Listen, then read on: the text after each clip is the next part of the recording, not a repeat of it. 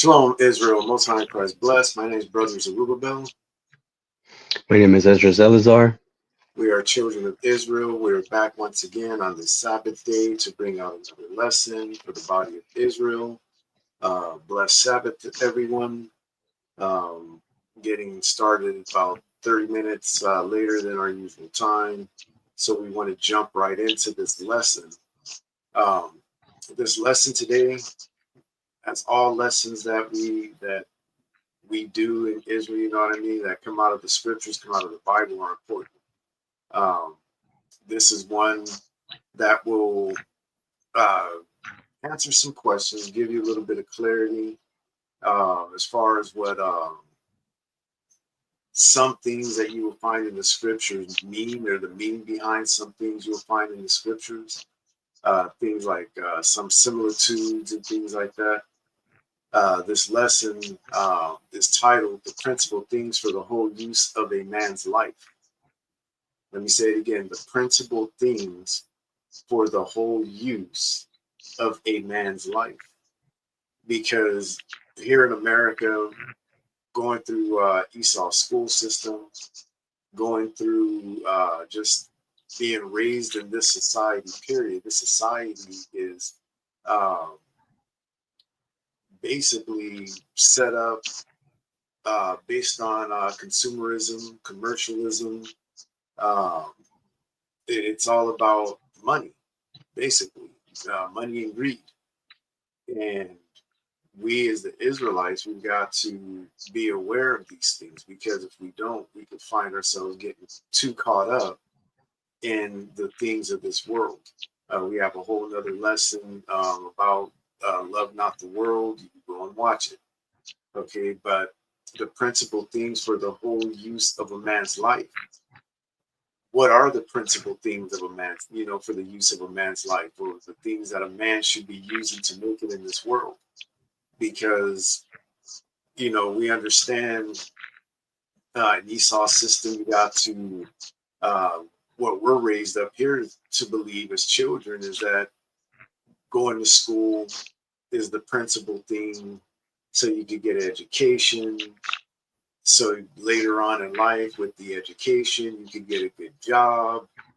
With the good job, make a lot of money. And with all that money, you'd be able to buy all the nice and most expensive things, that the world has to offer. And then what comes along with all that money and having materialistic things, then comes, the fame, the prestige. Along with that, for the men comes women. For the women comes more men in their lives. Because that's how this society is set up. That the more money you got, the more your prospects are, I guess you could put it, as far as finding more women, more men. The more beautiful, the more handsome. That's what this world is set up to believe. It's set up to, and how it's set up to run. Everything's about the lust of the eyes, the lust of the flesh, and people don't question it. You can see that things in the society continue to get worse and worse and worse, because nobody's following what the Bible says. So we're going to answer that question: what is the principal things for the whole use of a man's life according to God's word? Not according to the world, but according to the Bible. What does God say the principal things for the use of a man's life are? What are they? And we're going to answer the question with this lesson today. So we're going to open up first, as we always do, with the book of Hebrews, chapter 5, and verses 12 through 14. The book of Hebrews, chapter 5 and verse 12. For when for the time ye ought to be teachers, ye have need that one teach you again, which be the first principles of the oracles of God, and are become such as have need of milk and not of strong meat. For everyone that useth milk is unskillful in the word of righteousness, for he is a babe. But strong meat belongeth to them that are of full age, even those who by reason of use have their senses exercised to discern both good and evil. All right. So again, the title of the lesson is the principal things for the whole use of a man's life. So what are the principal things? The first principle that the Bible tells us of is one we go over every Sabbath, is what we just read. For the time you ought to be teachers, you have need that one teach you again, which be the first principles of the oracles of God. So the first principle for the whole use of a man's life is to be retaught. You need to be retaught this Bible again. You need to be retaught God's laws. Everything that we should be doing should be leading a person to repentance. And what I mean by person, I'm talking about an Israelite person, an Israelite man or woman or child. Because this book is written for our people, the so-called Blacks, Hispanics, and Native Americans. This Bible, this book, this reference book, as you could put it, this history book was written and left behind for our people to use. Okay. And the first principle for the whole use of a man's life is that you need to be retaught this book. Okay. And you have to ask yourself, what have you been exercising yourself in? However many years you've been on this earth, whether you're a teenager, 15, 16, 17, 18 years old, college age student, 21, 22, 23, in your 30s, 40s, 50s, you're elderly senior in your late 60s, 70s, 80s. You have to ask yourself the question, over your lifetime, what have you been exercising yourself in? Have you been strengthening yourself in the Word of God? Or have you been strengthening yourself into evil? Have you been strengthening yourself or exercising yourself in the things that are good or the things that are evil? As it says, but strong meat belonging to them that are of full age, even those who by reason of use have their senses exercised to discern both good and evil. So we have to, the things that are going to help us to discern the difference between good and evil are these things that we need in order to sustain life. Okay, there are certain things that we must have in order for us to sustain our life, and the Bible is going to talk about that. Like, for instance, the main three things that we can even just come up off the top of our heads is food, water, and clothing, and maybe four, shelter. Okay, the main things that we need in this world in order to sustain ourselves. But again, you rarely even hear about those things in the world. Everything in this world is about taking. It's all about abundance and how much a person's got, and how popular, how much fame they've got. You know what I mean? And that fame usually, in a lot of cases, leads to money, great wealth in this society. And again, with that great wealth, it opens up a lot of doors for a person that has that wealth. As far as when it comes to dealing with wickedness, like we said, the more money a person has, the more opportunity they have to indulge themselves in adultery. The more opportunity they have to, have deal in business. Their business dealings are, usually not in the up and up. People that, have that abundance of money usually carry themselves in a manner that projects a sense of being prideful. You know what I mean? Because they've got more than others. They look down on others.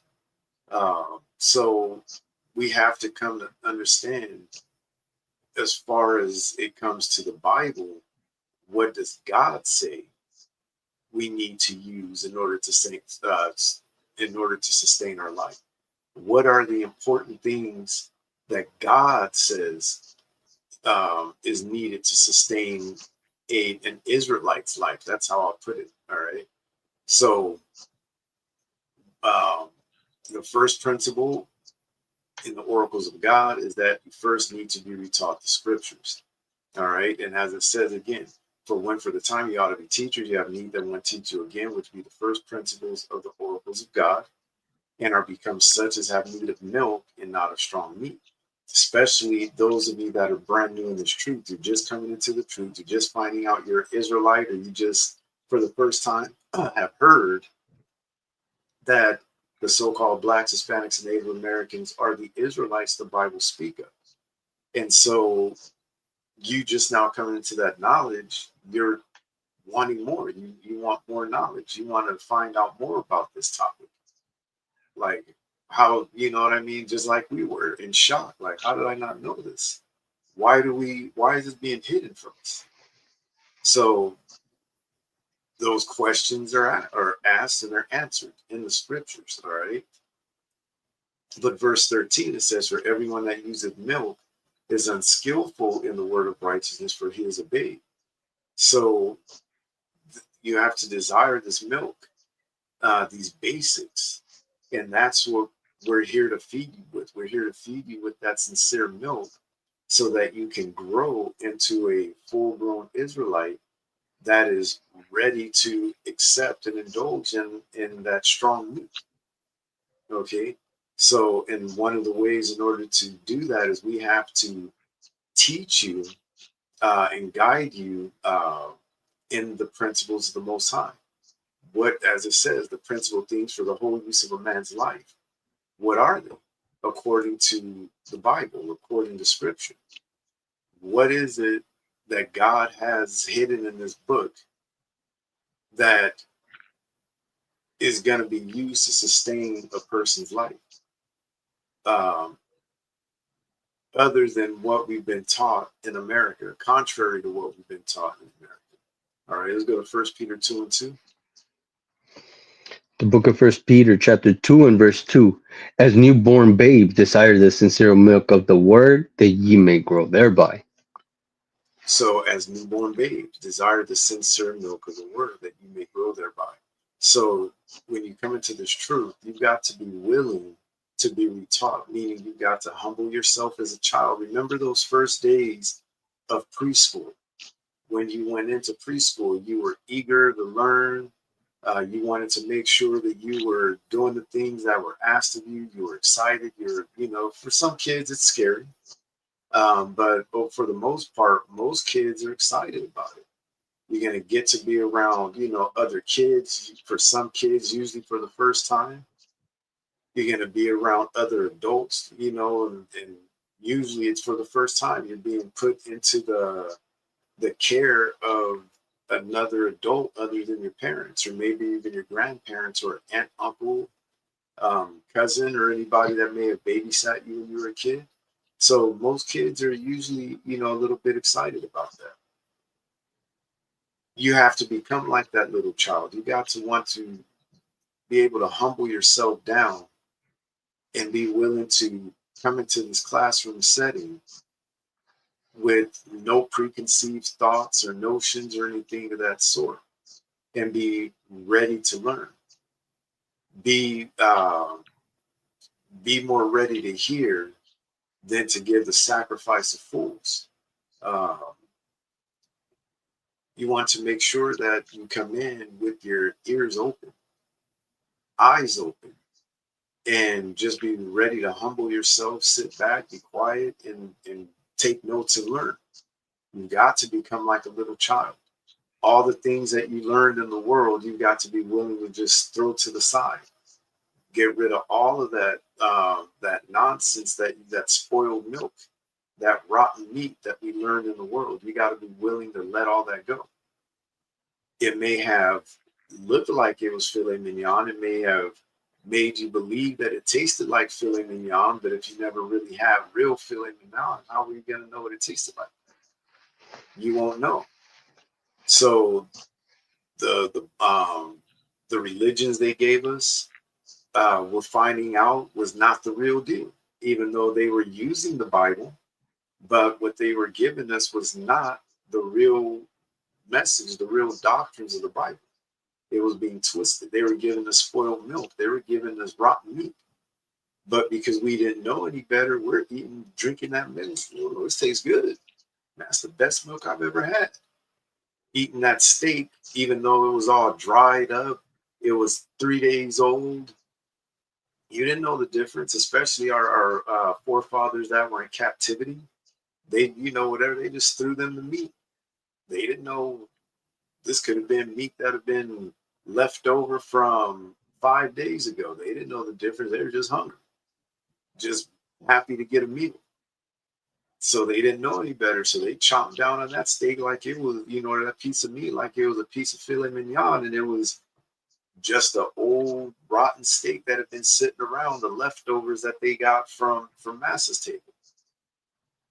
So you've got to be willing to humble yourself and relearn and be more ready to hear than to sacrifice of fools. In other words, just be willing to just keep quiet, learn, take notes, and study, and make sure that what you're being taught is the truth. All right. And the only way you're going to do that is by following 1 Peter 2:2. Desiring the sincere milk of the word. In order for you to grow, you have to first desire to be fed.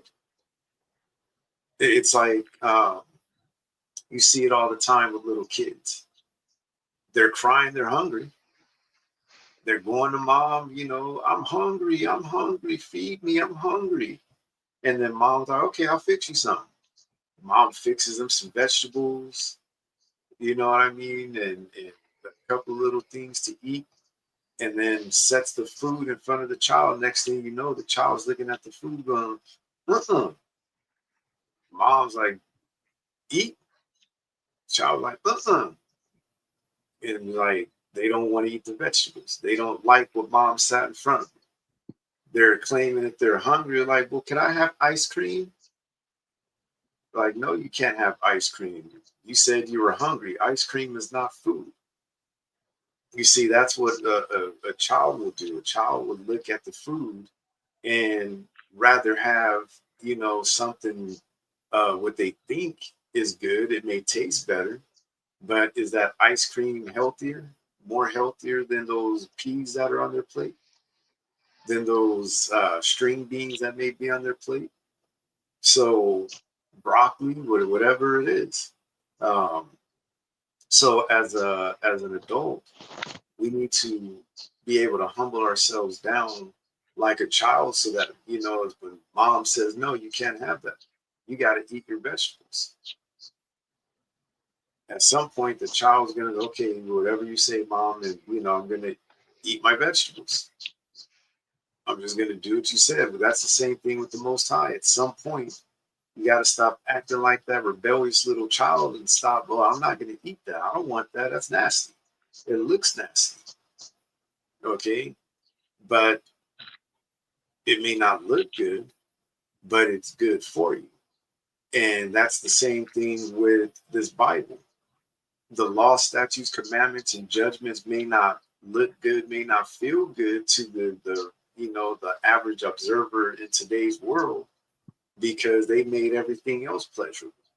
They said everything else was good. The Bible is looked at as bad. Following the laws, the commandments, the statutes, and judgments of God is frowned upon in today's society. But being rich, being famous, having a whole lot of women, a whole lot of men, a whole lot of partners, going out to the fanciest restaurants, having the flashiest and most expensive jewelry, handbags or purses, shoes, clothes, cars, houses, everything. You know what I mean? It's all about having the most in this society. Okay, and there's nothing wrong with having nice things, but in today's society, that's all it is. That's all the society is built on. That's all people are judged upon in the society is what kind of job you got, how much money you make, and what do you own? What do you have? Okay. So we've got to um, understand what God is telling us in the Bible of what He says is important for us to live by. What is it that He says we must need in this world that's going to sustain us? Not what society says. All right. Let's go to Proverbs 4:7.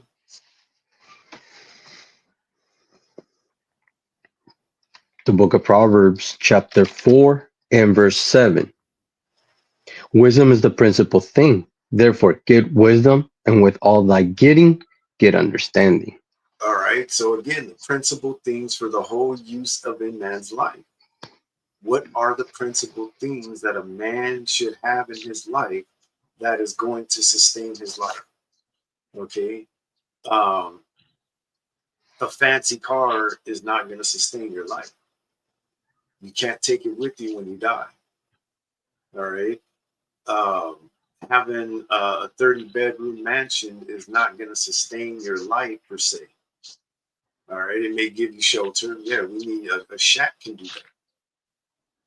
A shack, a little 1-bedroom shack is, you know what I mean? Just need some place to lay your head down, really, in all honesty. But again, we are taught in this society to want more, to want the, to strive for having more. But again, what is it that God is telling us is the most important things? Society says those things are important. Having the nicest shoes, the nicest outfit on, again, going to the nicest restaurants, the most expensive meals. How many videos are you seeing popping up nowadays on YouTube and World Star Hip Hop and TikTok and all these social media platforms where you're seeing these women going out to dinner with some of these men and trying to order $1,000 worth of food just so they can, just because they want to try and take advantage of this guy and him taking them out on a date. It's getting real bad in society. That's why I'm glad I'm not, man, I would not want to be out there in this world trying to find a partner in today's times. There is no way. The things that these young dudes are dealing with today, trying to find them a wife, it's crazy. So we've got to stick to the scripture. We got to stick to what the Bible teaches us. And the Bible tells the Israelites of what is important. We've got to separate ourselves from the world, all right, and not let the things of the world take full control of us. Okay. So again, wisdom is the principal thing. So according to the Bible, the principal thing for the whole use of a man's life is wisdom. There's other things we're going to get to it, but to write out, answer the question, again, that's how a lot of our lessons are going to go, and that's how they've gone and how they go.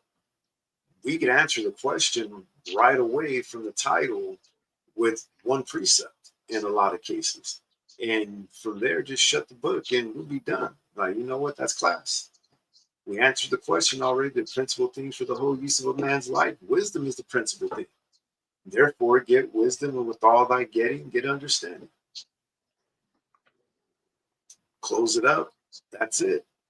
But we know that the Bible teaches us a whole lot more than that.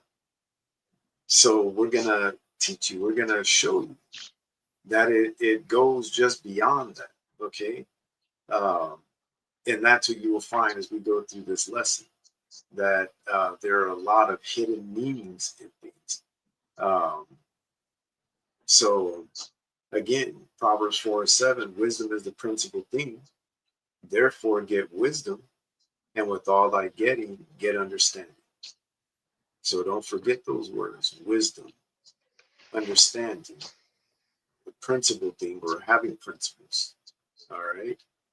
Let's go to Ecclesiastes 9:16-18.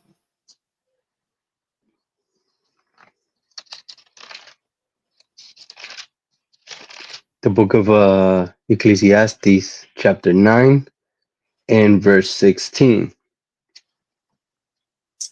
It says, then said I, wisdom is better than strength. Nevertheless, the poor man's wisdom is despised, and his words are not heard. The words of wise men are of him that ruleth among fools. Wisdom is better than weapons of war, but one sinner destroyeth much good. All right. So again, Ecclesiastes 9 and 16 said, then said I, wisdom is better than strength. So again, that goes back to what I was saying earlier when we were reading Hebrews 5 and 12 through 14. What are you exercising yourself in? What are you exercising yourself in? Are you exercising yourself into wisdom, knowledge, and understanding of the scriptures? Are you trying to build up your strength in this word, in the word of the Most High? Are you trying to get stronger as far as keeping the law, statutes, and commandments of God? Or are you exercising yourself in unrighteousness? It's either you're exercising yourself in righteousness and growing strong righteously, or you're exercising yourself in wickedness and you're growing more and more wicked and stronger in wickedness. That's how this works. So which one is it? Wisdom is better than strength, according to the Bible. You can sit there at the gym all day long, 2, 3, 4 hours a day, lifting, eating right, eating good. And that's the thing that, I find funny now after a lifetime of training, working out, going to the gym, lifting, running, just martial arts training, flipping, jumping, just doing all kind of acrobatics and playing sports, and you know what I mean. I look back now and I just like shake my head, like, man, what a waste. Seriously, I look back. Remember, I was showing you the video last week of Taylor Lautner Mm-hmm. with his martial arts skills when he was a kid. And, he would tell the stories, and they would interview him, how he would get up in the morning before he'd go to school, train for, 3, 4, 5 hours a day. I know that because I would do the same thing. Spend all my time at the gym and in the school training, you know what I mean, running, jumping, flipping. And next thing you know, you could end up 6, 7, 8 hours a day training. Training to prepare for that tournament, prepare for that fighting match that's coming up. And now I look back and be like, man, what did all that even mean? Look at how quick life is. I'm serious. Look how fast life has gone by. It's like it was almost just like yesterday. I remember graduating from high school, and now here I am, a gray-haired, old man now in my early 50s, but still, the time, the Bible's not kidding when it says our life is like a puff of smoke. I'm paraphrasing. It's like mist. It's here today and gone tomorrow. And then when you go, you can't take none of this with you. What does it mean? Seriously, what does it all mean? And you see these people jogging down the street, the gyms are full of people. And if you know the scriptures, now knowing the scriptures, it's just like I shake my head like, man, can't believe I was one of these people who's out here lost, especially when it comes to our people. You're just lost. And you're not realizing how much time you're losing by spending and wasting so much time doing what you think are the right things. You're told to eat right, exercise, and it'll give you long life. And I've thought about that. Like, wait a minute. How is it that all these people are supposedly eating right, exercising, going to the gym, running and all that, but yet they're still catching cancer and dying. So all them hours of running, exercising, working out, watching your caloric intake, watching how, you know what I mean? It now it makes no sense to me. I thought it did back then when I was into it, and I'm talking about from the time I was a kid, you know, being involved in just running and working out. And now you look back and it's like, man, that was a real waste of time. Seriously. Like the video I was showing you of Taylor Lautner, just to be able to use a lot of the martial arts weapons that, you know, that I would teach my students. Thinking back, like, man, I was sitting in for hours on end, twirling this thing around, just like, what did it even mean? Playing around with the nunchucks, bow staff, sword, and, you know, it's like, why? I seriously, I think about it now and I scratch my head, like, spending hours just trying to perfect one kick, one flip, one jump kick, repetition after repetition after repetition after repetition, just so you can get it down. And it's just like,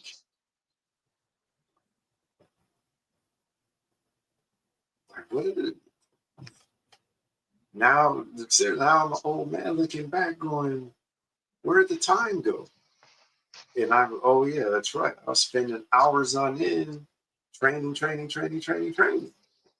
And now, you know, the injuries that you've incurred are starting to mess with you once you hit. Usually, for me, I would say it started around 35, where you start to feel all the old aches and pains from all the sports you played. And then when you get about 40, it starts to get worse. 45, you're starting to feel it a whole lot more. 50, now some new ones start creeping up. I'm like, man, Right. oh, remember this when I was playing football and I was leaning across the goalpost trying to score a touchdown with the ball in my hand and somebody fell on my shoulder and popped my shoulder out. Oh, my ankle. I remember running down the field, getting ready to score and stepping in a pothole and twisting my ankle and tearing my Achilles. You know what I mean? All these old injuries, you start like, man, they never went away. The pain is there. The discomfort, neck pains. What was it all for? All your base for me, you know, just tearing your body up. Just tearing up your body. Even though you were eating right, exercising in the gym, working out, what does it all mean? Because I'm seeing a whole lot of people that work out religiously, still catching cancer, and next thing you know, there's sticks and bones and passing away. So, you know, we gotta really, really open our eyes and evaluate life. And one of the things that helps us to do that is the scriptures, the word of God. So again, Ecclesiastes 9:16 through 18, then said I, wisdom is better than strength. Nevertheless, the poor man's wisdom is despised. That's what we're talking about today's society. When you don't have as much as the others, you're looked down upon, you're despised. Nobody listens to you. You're just a nobody. Nobody wants to hear what you have to say. How many times been out on the streets teaching and somebody walks by and be like, go get a job. And you just got to stop and look at them and shake your head like, what is that supposed to mean? Just because somebody's out here teaching the Bible, that means that they're just a bum? You're just a crazy bum standing on the corner yelling out with the microphone or something. You know what I mean? Go get a job. It's crazy. Not understanding that what I'm trying to give you is more valuable than anything a job could ever provide for you. It's more valuable than anything money can buy for you, because you need that job in order to earn the money, in order to have the money to buy whatever it is you want to buy. And the wisdom, knowledge, and understanding of the scriptures is worth more than any of that. The whatever amount of money you can even fathom in your mind, it does not compare at all in value to wisdom at all. Nevertheless, the poor man's wisdom is despised, and his words are not heard. The words of wise men are heard in quiet more than the cry of him that ruleth among fools. Wisdom is better than weapons of war, but one sinner destroyeth much good. So wisdom is better than any weapon of war that you could ever. That's why I say now I look back at all the years of twirling nunchucks, and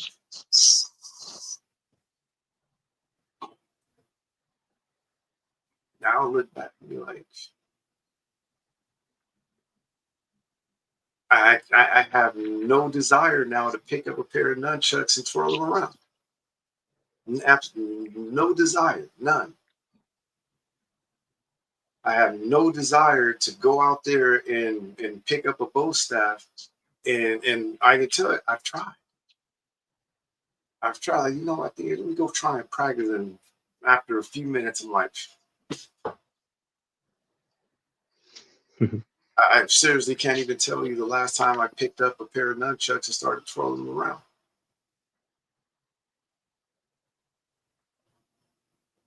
So again, and that's just because my thinking has changed. That's repentance. That's change. That, you know what, that's not important. Am I going to spend hours and hours throwing kicks around, or am I going to spend that time reading the word of the Most High and exercising myself in the word of the Most High? There's something that I found that's a lot more important in my life than throwing kicks, jumping in the air, flipping, sparring, and doing all that other stuff. Being in the gym, working out there running. That's what we have to reprioritize ourselves. Make sure I said that right. Prioritize. Yeah, I said it right. We prioritize ourselves, because society has taught us to put our priorities in disorder, even though in society standards it's in order, but according to God it's in disorder. We've got our priorities in the wrong order. Main thing in our life is the Most High. That's the way it should be. All right. Again, wisdom is better than weapons of war, but one sinner destroyeth much good. That's why you don't really want to have yourself hanging out with people of the world. That's why we're told to separate ourselves. We did a whole class on that, separating ourselves from our enemies, because that's all it takes is a little bit of what do you want to call it? Influence, peer pressure from the people around you. And you could end up finding yourself getting caught up in a whole world of trouble. That's why you need to meditate on the scriptures and watch your time. Abide your time when you're among the indiscreet. Watch how much time that you're spending around. Don't feel bad to be like, oh, you know, I gotta go. We all have to. I do that at work all the time. They're sitting around talking, goofing around, and oh, hey, how you doing? I gotta go. not sitting around hanging out. All right, so you got to keep these things in mind. Let's go to Proverbs 24:5.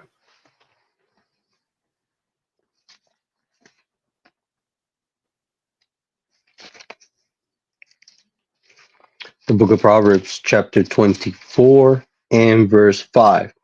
A wise man is strong, yeah, a man of knowledge increases strength. Again, what are you exercising yourself in?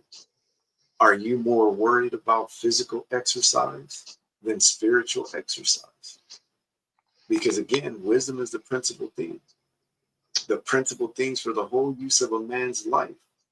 What is it that we need in this life to sustain us? It's not the gym. It's not throwing that protein powder into the, buying buckets of. I'm serious. I look back at all the years of buying them buckets of protein powder and creatine and all of this stuff and just shake my head like buying and taking supplements and a waste of time and a waste of money.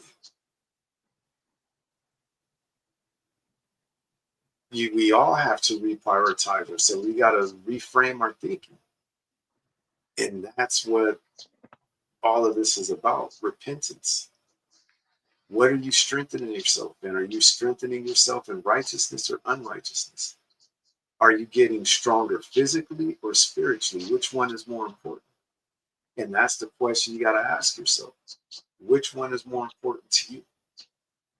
What is it that you feel are the principal things for the whole use of your life? What's going to allow you to sustain your life? So again, Proverbs 24:5. A wise man is strong. Yea, a man of knowledge increases strength. Are you a man of wisdom? Are you a man of knowledge? And that could be a woman too. You could be a woman of wisdom, a woman of knowledge.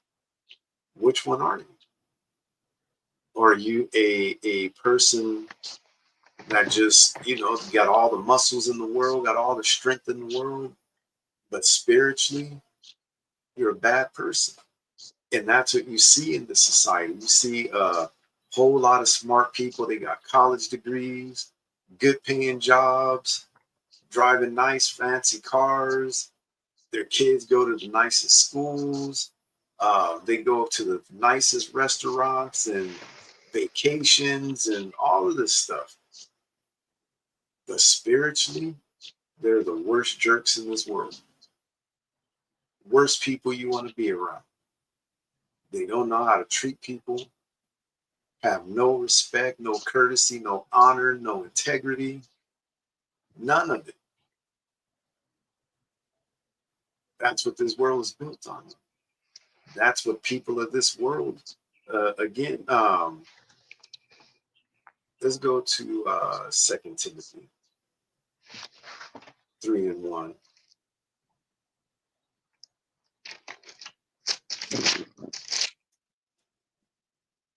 And just read down verse 7.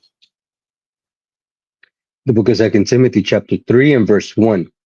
This know also that in the last days perilous times shall come. For men shall be lovers of their own selves, covetous, boasters, proud, blasphemers, disobedient to parents, unthankful, unholy, without natural affection, truth breakers, false accusers, Incontinent.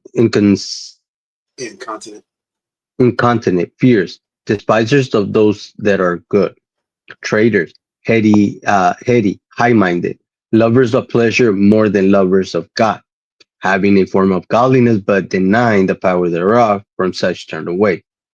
For of this sort are they which creep into houses and lead captive silly women, laden with sins, led away with diverse lusts, ever learning and never able to come to the knowledge of the truth.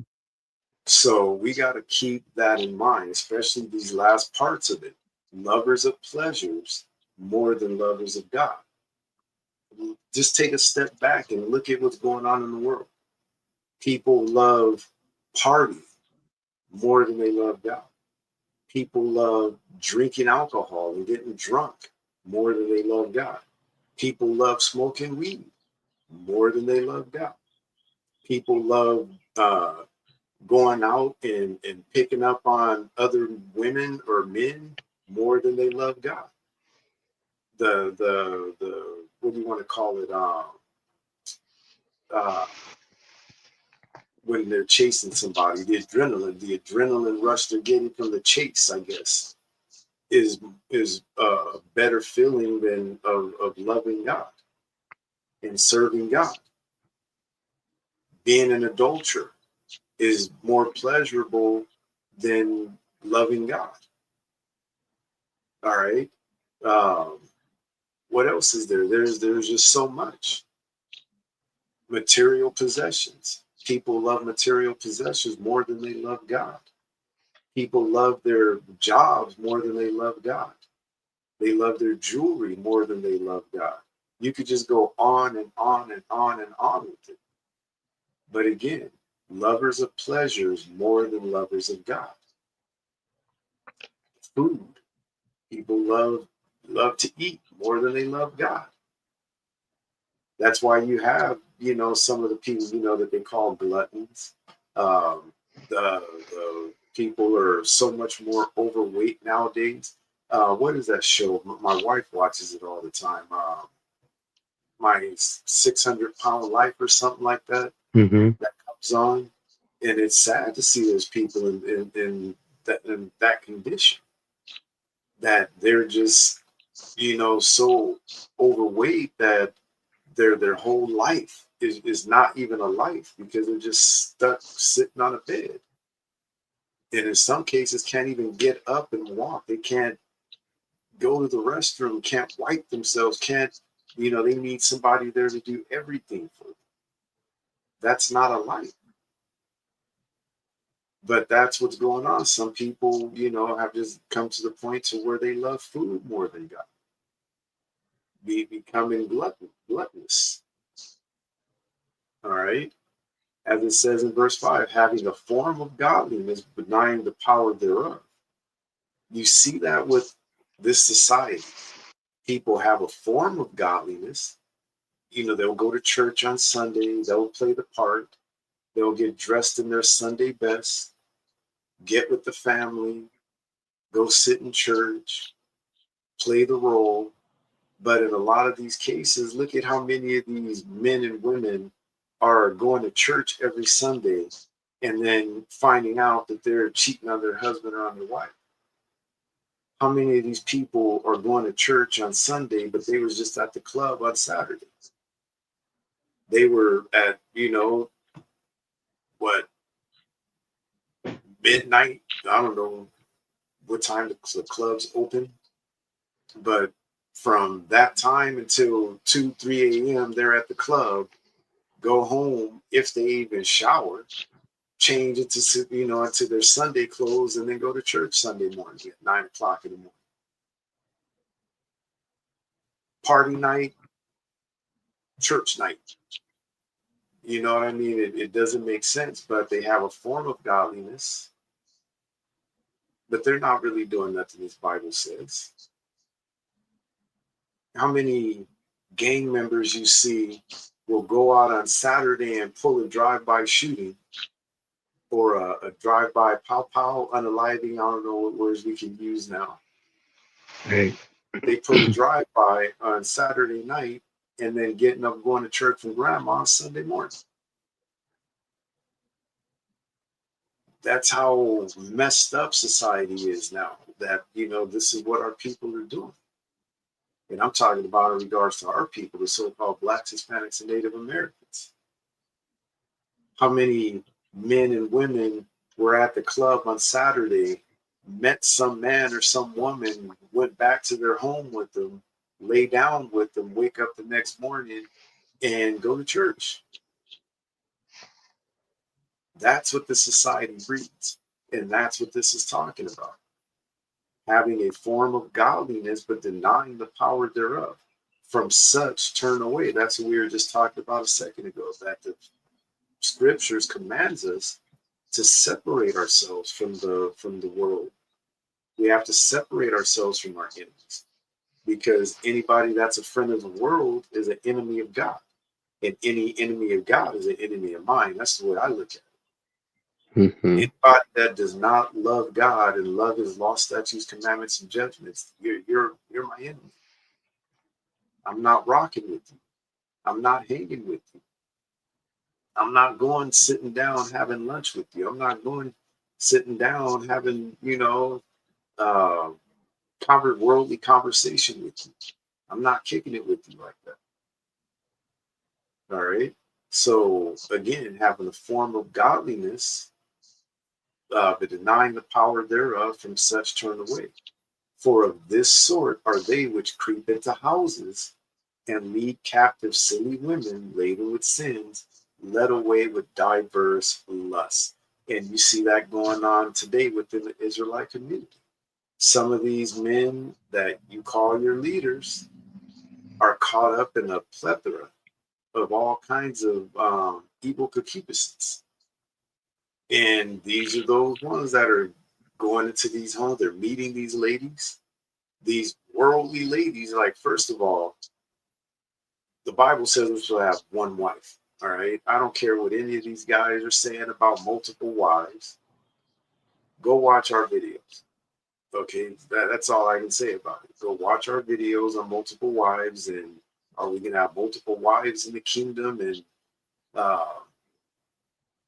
but these are those same guys that teach multiple wives that are still running around the streets picking up on women of the world. Like, you haven't repented. You haven't exercised your senses to discern that that's wicked and evil in the eyes of the Most High. It's bad enough for you see a brother, see a new sister coming to the truth.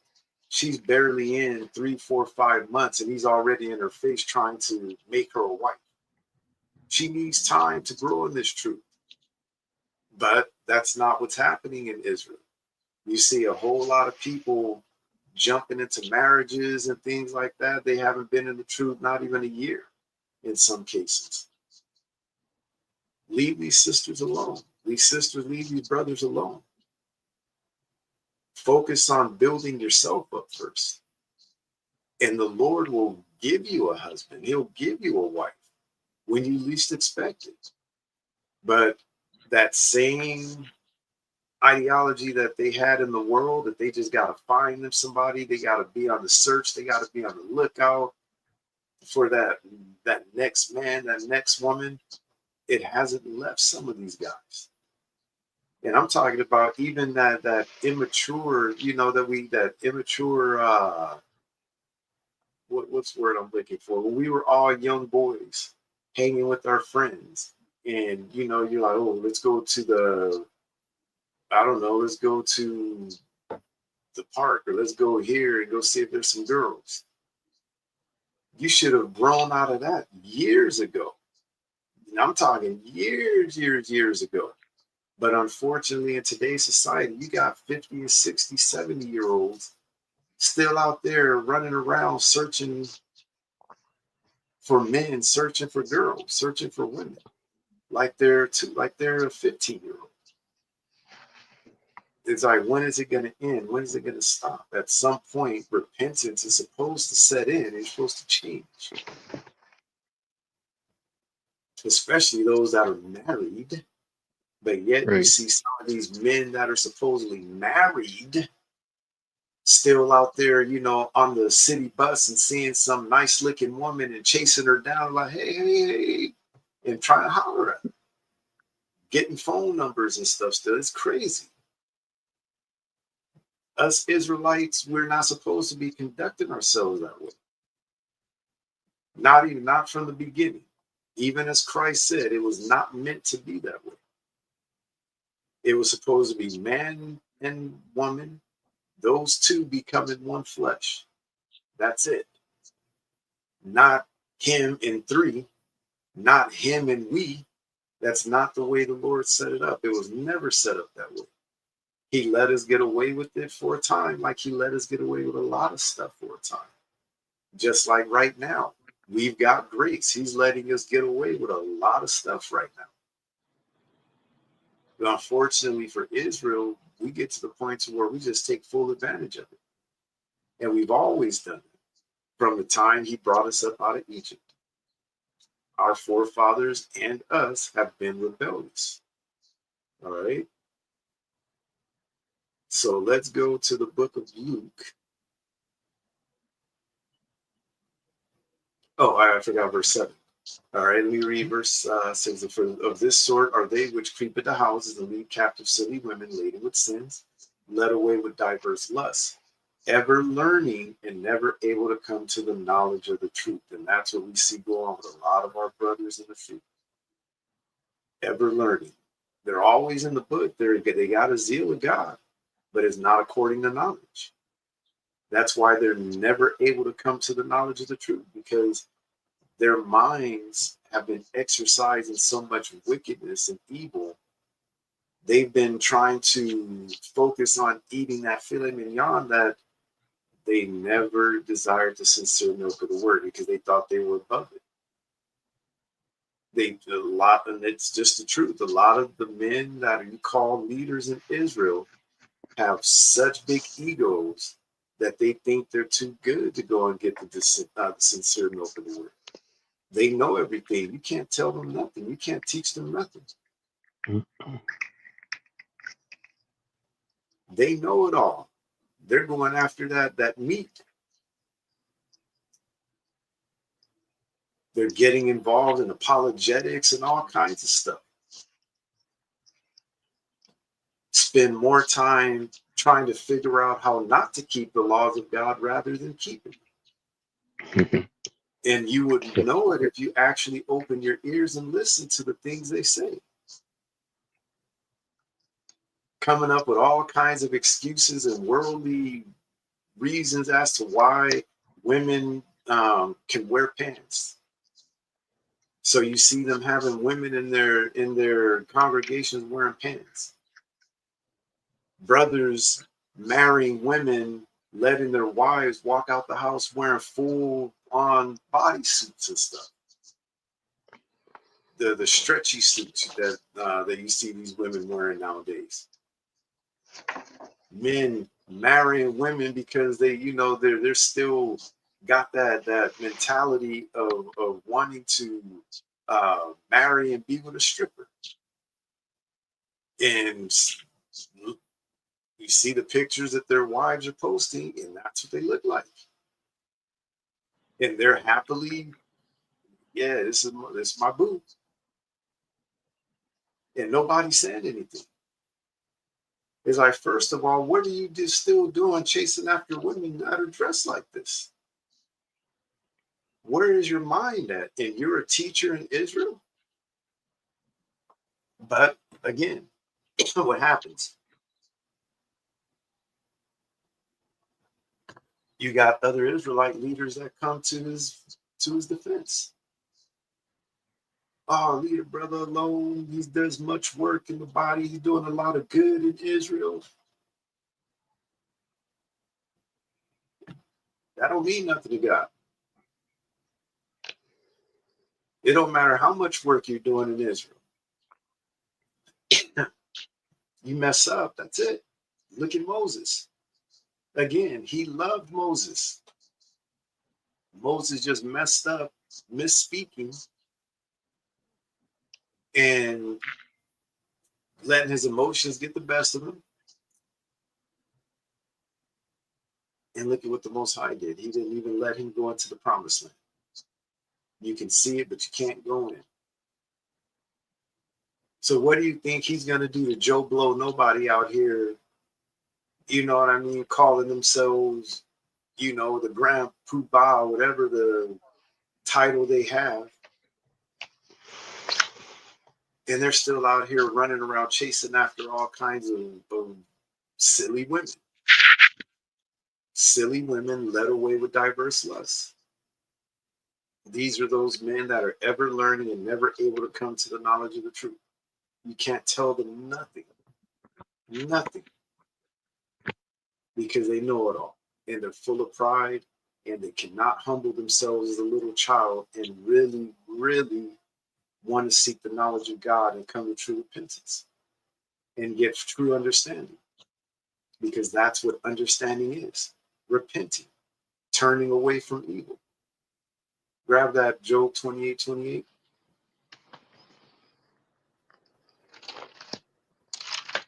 The book of Job, chapter 28 and verse 28. And unto man he said, Behold, the fear of the Lord, that is wisdom, and to depart from evil is understanding. And to depart from evil is understanding. In other words, repenting, changing. That's what it means to turn from evil. What are you exercising yourself in? All right. So again, the principal things for the whole use of a man's life. That's what we're trying to answer today. What is it according to God that He says is the things that we need to sustain ourselves? Not what society says, but what God says. Because society, again, tells us that it's how much you accumulate in life, how much wealth you get. That's what makes you a good person. Having that college degree, getting that great corporate job, making millions of dollars, retiring early, taking the best vacations, having a yacht, fancy cars, fancy clothes, big parties with lots of women, alcohol, drugs. Look at what's going on with P. Diddy. That's all we got to do is look at that example. One of our people that have made it to the big time in this world, and now look at it. That's what this world has taught our people. Those are the examples they've given us, and now look at it. And at the same time, yeah, we can say there is a systematic thing out there right now that they're systematically taking down our men. We mentioned it last week. I mentioned Smokey Robinson last week, right? You got Smokey Robinson in the news right now. What's his name? Shannon Sharp in the news right now, getting sued for supposedly GRAPIing somebody. And there's another one that just popped up in the news this week that's now being accused. Who was it? Hold on, let me look. I know there's one that just popped up a couple of days ago.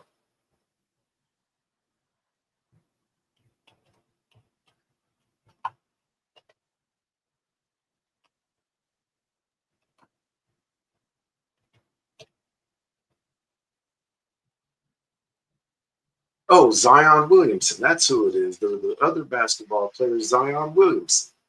What is this? This is just from yesterday. All of a sudden, some ex-girlfriend of his is coming out claiming that he GRAPING'd her.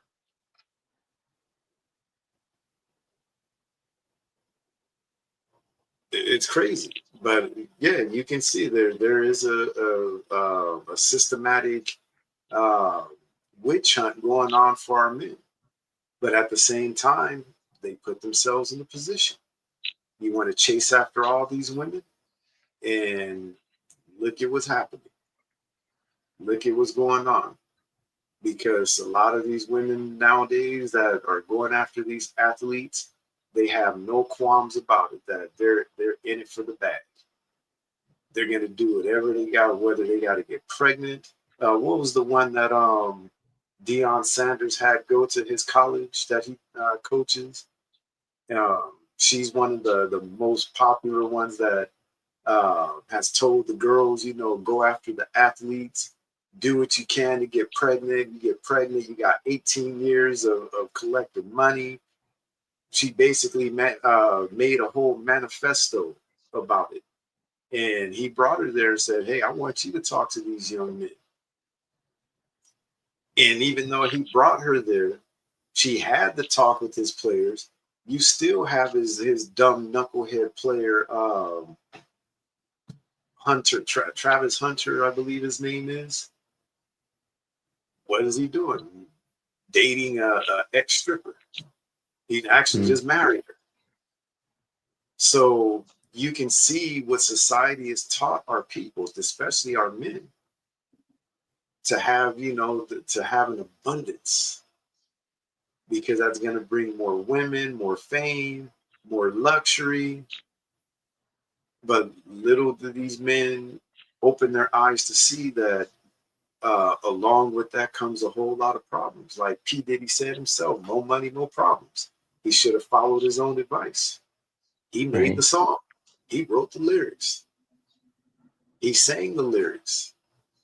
And still look at where he's at, locked up in prison right now, about to spend the rest of his life in jail if he's found, if he gets convicted, even though supposedly Trump is saying if he gets convicted, he's going to pardon him, which is stupid because he shouldn't get a pardon for the stuff that he's accused of and the things that they've already proven he's done. He should be locked up for life, key thrown away. But again, this is Esau society, and Esau wants our wicked people out there on the streets to keep our people more wicked. What do you think P. Diddy is going to owe Trump when if he pardons him, lets him out, and then Trump is, still president for a while, but when Trump gets out of office, well, what kind of favors do you think P. Diddy's going to owe him for doing what he did? He's going to be indebted to him for the rest of his life, or Trump's life, whichever one. But I pray you can understand where we're going with this. So let's go to the book of Luke, chapter 12. We're going to read verses 13 through 21. The book of Luke, chapter 12 and verse 13. And one of the company said unto him, Master, speak to my brother that he divide the inheritance with me. And he said unto him, Man, who made me a judge or a divider over you? And he said unto them, Take heed and beware of covetousness, for a man's life consisteth not in the abundance of things which he possesses. Stop right there for a second, because this is an important part of this. Listen to what Christ said to him. And this is a lesson for all of us. All you Israelites, you so-called blacks, Hispanics, and Native Americans. Luke 12:15, and he said unto them, Take heed and beware of covetousness, for a man's life consisteth not in the abundance of the things which he possesseth. So the principal things for the whole use of a man's life has got nothing to do with the things you possess. That fancy house, fancy cars, the nice job you got, the beautiful wife you may have, or women that you may have, none of that. None of it means anything. That's not what your life consists of, even though American society tells you that's what it consists of. But Christ said, Beware of covetousness, for a man's life consisteth not in the abundance of the things which he possesses. So God don't care about how much you possess in this world. If you do the things that he says, you're a true child of his, you Israelites, then he'll provide those things for you. He'll provide it.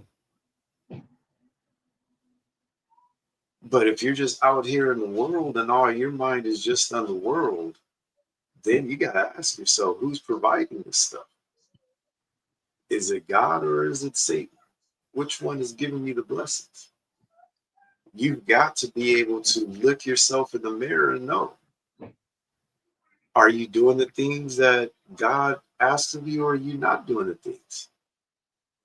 Which is it? Have you exercised your senses into righteousness, or exercise yourself in unrighteousness? Which one? Because guarantee you, when it's all over, You close your eyes for the last time, you take that last breath, it's not going to mean nothing. None of it. None of the things that you possess in this life are going to mean anything. God's not going to care how much money you got in your bank account. You're going to die. You could have $1 billion in that bank account, and it's not going to be nothing because you can't do nothing with it now. You're dead. Now it's going to be passed on to somebody else. It means nothing. Absolutely nothing. All right, so let's continue on. Verse 16. Go ahead and read. Verse 16. And he spake a parable unto them, saying, the ground of a certain rich man brought forth plenty.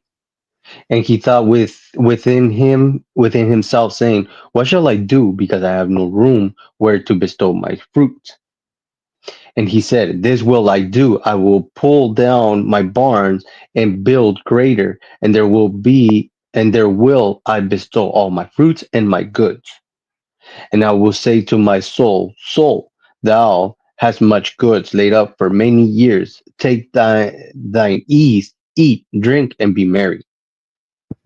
But God said unto him, thou fool, this night thy soul shall be required of thee. Then who shall those things be which thou hast provided? So is he that is laid up treasure for himself is not rich towards God. So is he that layeth up treasure for himself and is not rich toward God. Listen to what he's saying again. So is he that layeth up treasure for himself and is not rich toward God. All right. Where is that at? Lay up your treasure according to the commandments of God. Do you remember where that's at? Let me look it up. Hold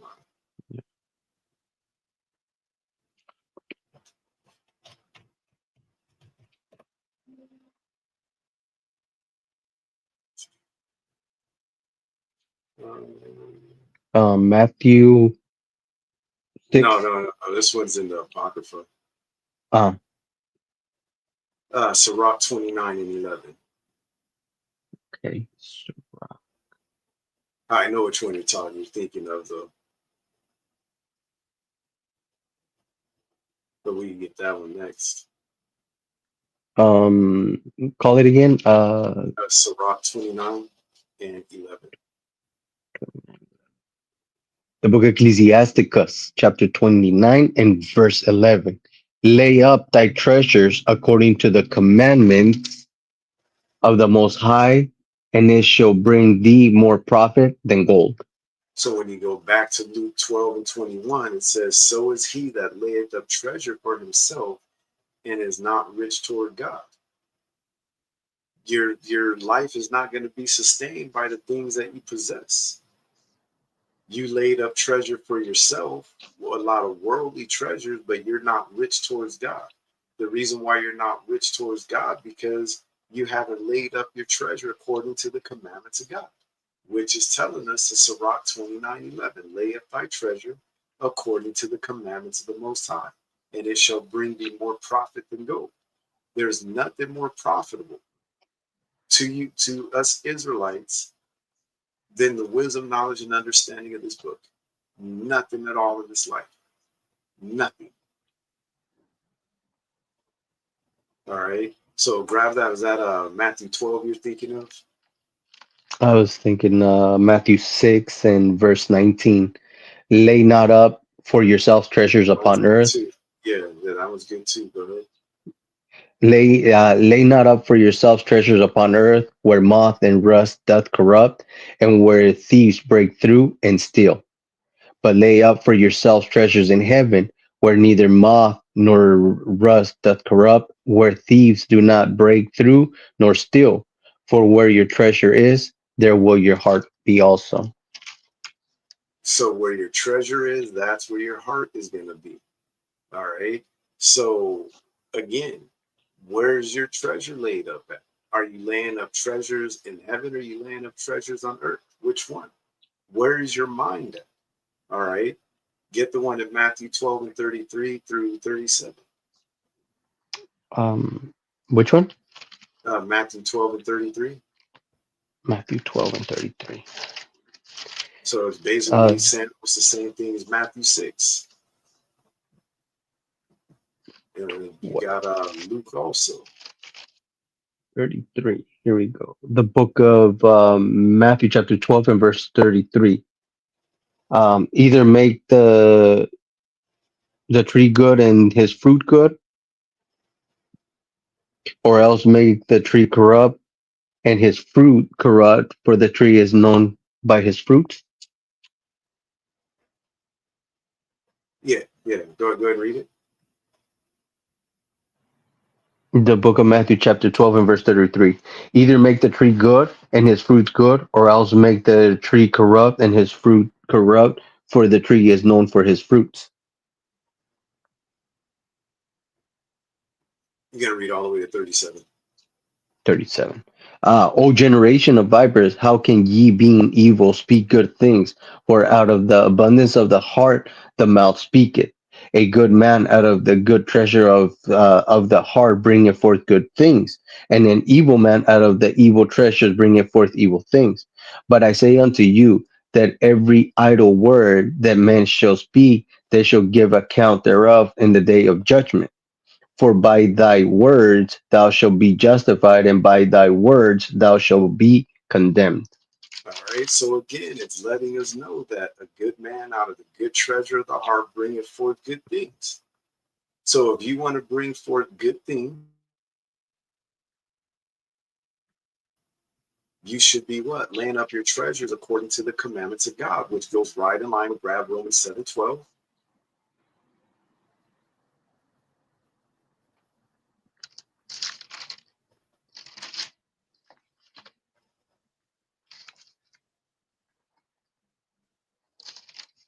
You said Luke? Say it one more time. You said Luke? No, Romans 7 and 12. Romans 7 and 12. The book of Romans, chapter 7 and verse 12. Wherefore the law is holy, and the commandments holy and just and good. So the commandments are holy, just, and good. So a good man out of the good treasure of the heart bringeth forth good things. Because why? He's doing things according to the commandments of God. He's laid up his treasures according to the commandments of God, as we just read in Sirach. But an evil man on the flip side, it says that an evil man out of the evil treasure bringeth forth evil things. So again, that goes back to what are you exercising yourself in? What are your principles? What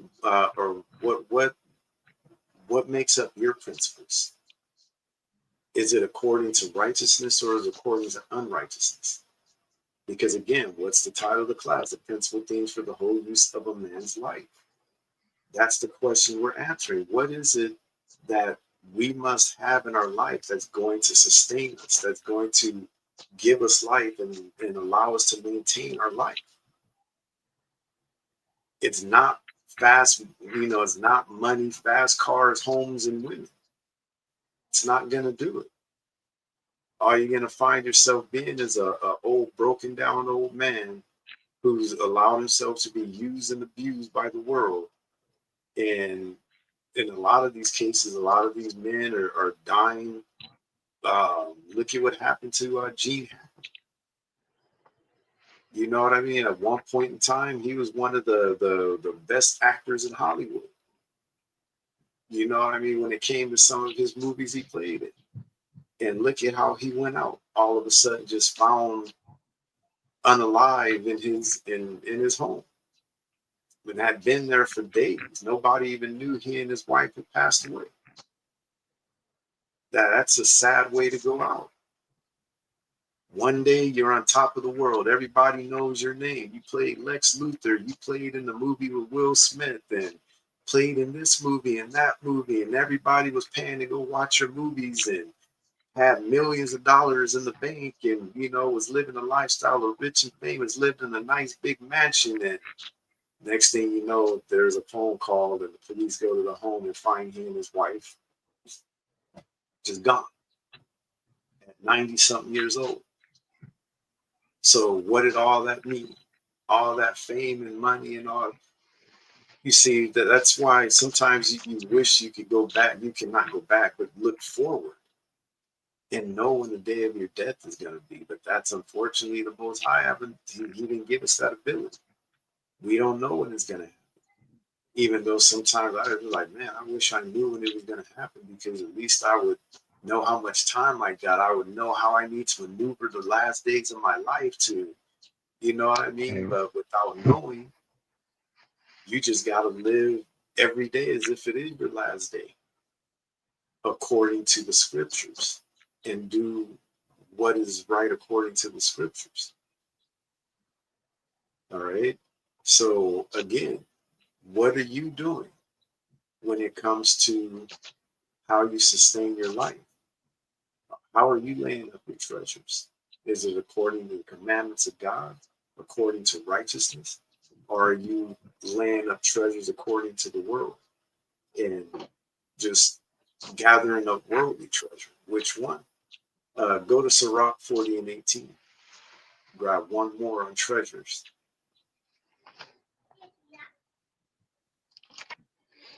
The book of Ecclesiasticus, chapter 40 and verse 18. To labor and to be content with that a man's hath is a sweet life, but he that findeth a treasure is above them both. So again, to labor and to be content with that a man hath is a sweet life. Because you got to remember, God didn't intend for us to have to work hard in order to sustain ourselves. Adam and the children of Adam, he intended to just, to just give them the earth. Us Israelites, this whole world was created for us from the very beginning. We are the children of Adam. We are the chosen ones.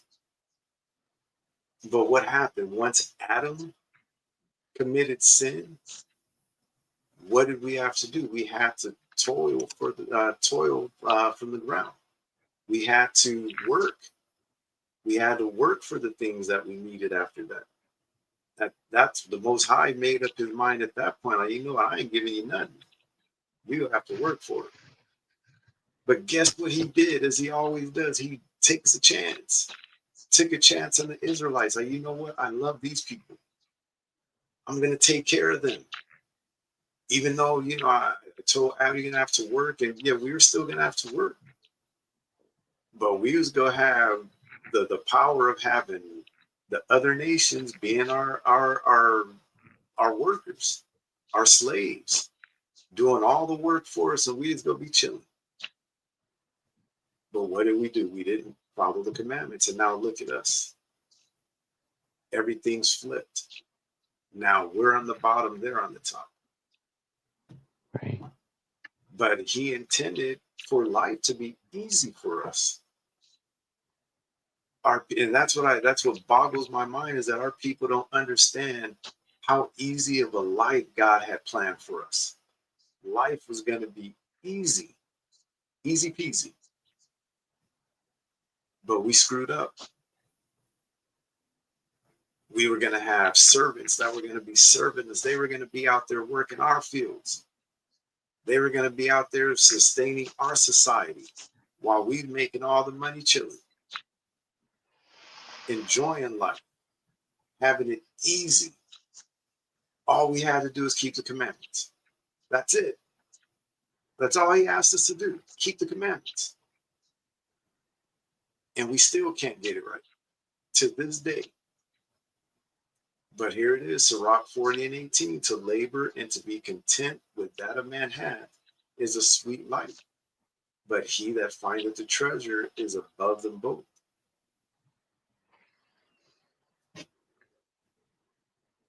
What is that treasure we should be seeking out? The commandments of the Most High.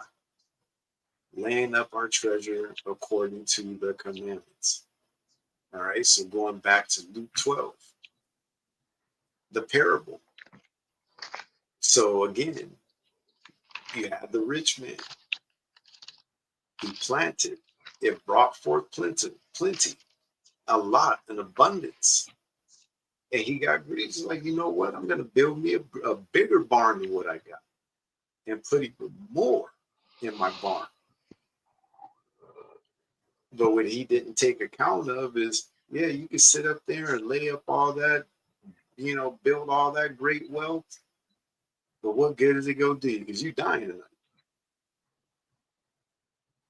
Like, yeah, you're not making it through the night. Then who is that stuff going to belong to? That's what he told him. Verse, but God said unto him, thou fool, this night thy soul shall be required of thee. Then who shall those things be which thou hast provided?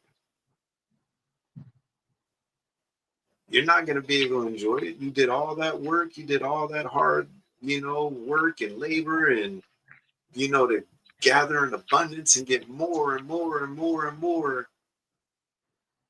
But you don't know. Tonight's your last night on earth. What are you going to do? What is that stuff going to mean? It's going to mean nothing. That's why he says, Sirach 40 and 18 again, to labor and to be content with that a man hath is a sweet life.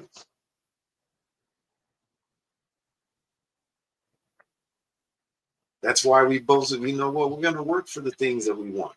We're going to work for the things that we got.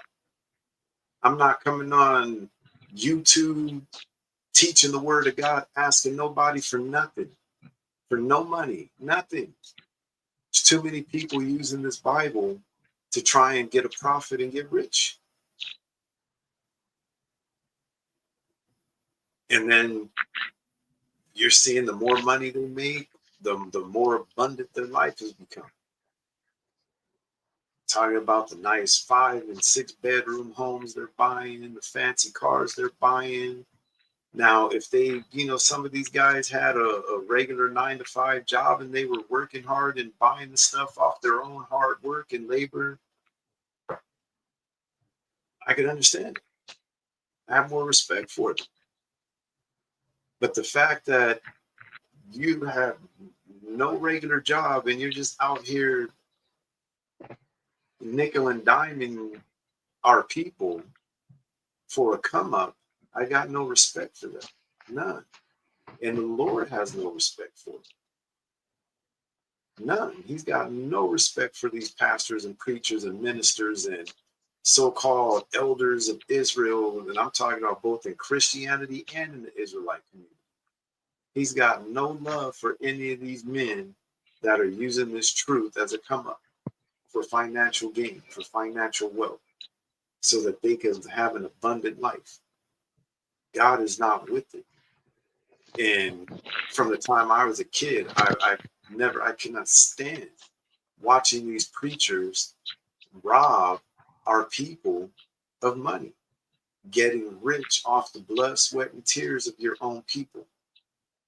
How much more wicked could a person get? But what happens? We allow it in the so-called Black and Hispanic community. We allow them to get away with it. So again, but God said unto him, thou fool, this night thy soul shall be required of thee. Then who shall those things be which thou hast provided? So is he that layeth up treasure for himself and is not rich toward God. You're a fool, is what God's telling you. You're a fool. Just like this guy is a fool, God's calling him a fool. So as he's a fool for doing all that hard work to build up all his abundance of wealth, and he has no idea he's going to die and he's not going to be able to do nothing with it. So just like him, if that's all you're thinking about is just building up as much treasure as you can, because that's what you hear about in today's society, being a billionaire. It's about billions. Generational wealth. That's the latest, saying, generational wealth. And our people jump on the bandwagon. And then, they talk and gossip about this stuff as if, they're some financial wizard. You got to build generational wealth. Hmm. What good is that generational wealth doing some of these people when they end up getting X'd out by some person, and then it gets passed down to their kids, and then their kids do stupid stuff and look at Bobby Brown and Whitney Houston, superstars, music industry, movie industry, have their daughter Bobby Christina. Mom gets what? Well, we'll say she had an accident and an accidental drowning in the tub. That's what the official report is. Millions, mansions, fancy cars, the fast life of drugs, adultery. They're living the what America calls the good life. Where's Whitney now?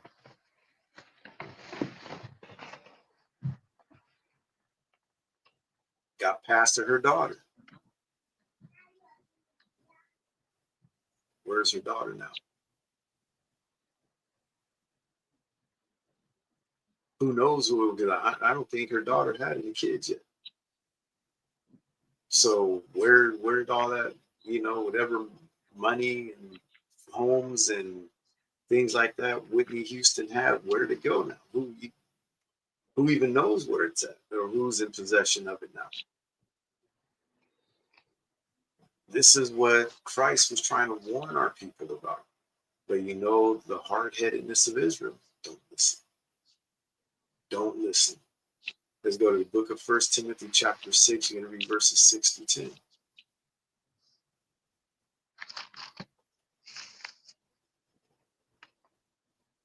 The book of First Timothy, chapter 6 and verse 6.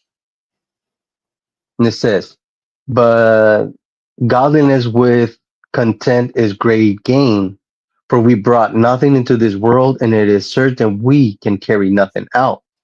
We can carry nothing, no, hold on. And having food and raiment, let us be therewith content. But they that would be rich fall into temptation and snares, and into many foolish and hurtful lusts, which drown men in destruction and in perdition.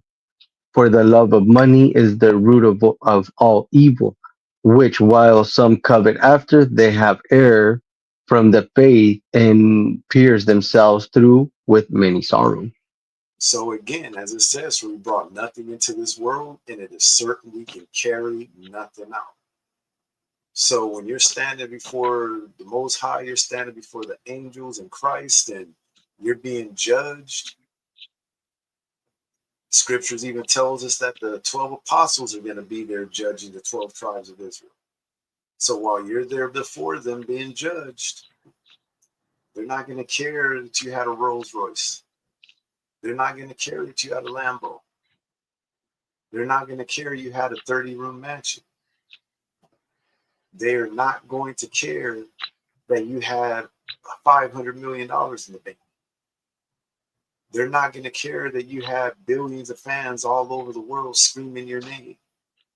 They're not going to care about none of that. Mm-hmm. As it says, for we brought nothing into this world, it is certainly can carry nothing out. And having food and raiment, let us be therewith content.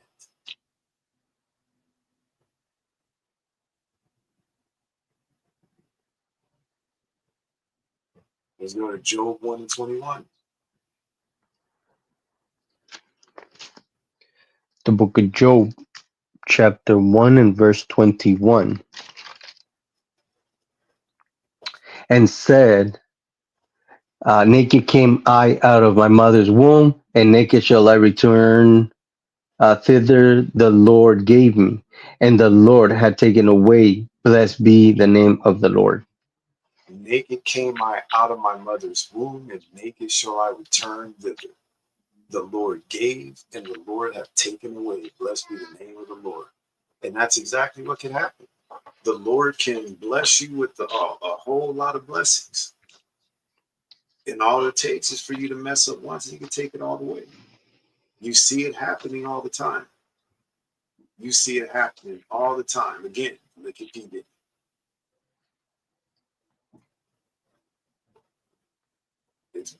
All that wealth, all that fame, all of it is being taken away from him. He's being cast down right in front of everybody. Let's go to the book of Ecclesiastes, chapter 5, and verses 15 through 16.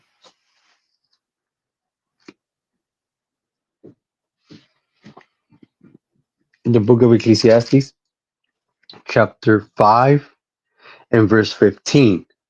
As he came forth of his mother's womb, naked shall he return to go as he came, and shall take nothing of his labor which he may carry away in his hand.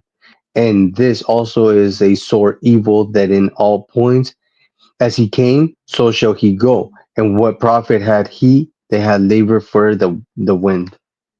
And what profit hath he that hath labored for the wind? So we're reading precept after precept after precept after precept that's telling us the same thing. It don't matter how much you accumulate in this life. It does you no good when you die. Naked you came out of the womb, and naked you're going to return.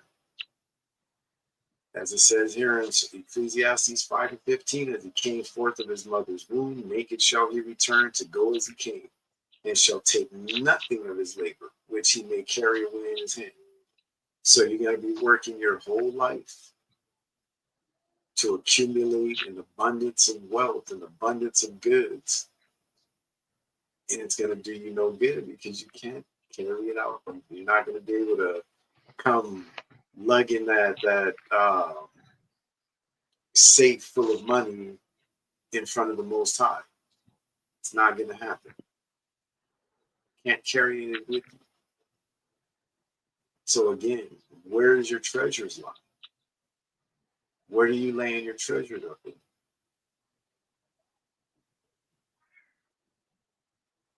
Right.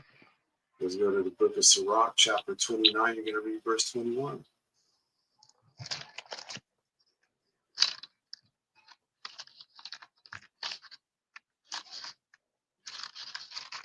The book of Ecclesiasticus, chapter 29 and verse 21. The chief things for life is water and bread and clothing and an house to cover shame. So as we mentioned earlier, according to the Bible, those are the basic necessities that we need. But you can see there's more to it. Wisdom is the principal thing.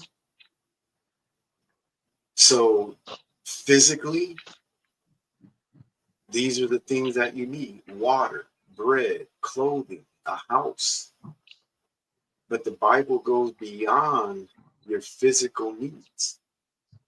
It goes beyond that and tells us what we need spiritually in order to sustain ourselves. Remember, the scripture says that wisdom is double, right? Sometimes there's a double meaning with some of the words, some of the scriptures. And that's the same thing with some of the words that you may read, like water, bread, clothing, house. The double meaning to it. On one hand, yeah, it's talking about the chief things that we need to keep our life physically from harm, to keep us sustained physically. Water and bread and clothing and a house to cover shame. Read it one more time. The chief things for life is water and bread and clothing and a house to cover shame. So what we said earlier, according to the Bible, it doesn't matter if you live in a 5, 6, 7 bedroom home. It doesn't matter. 30 bedroom home, 30 bedroom mansion.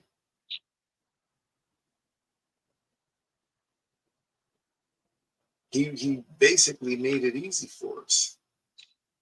In order for us to sustain our life, all we really need is water, bread, food to eat, basically, clothing, something to cover ourselves, clothes in the wintertime that are going to keep us warm, clothes in the summertime that are going to keep us cool from the summer heat,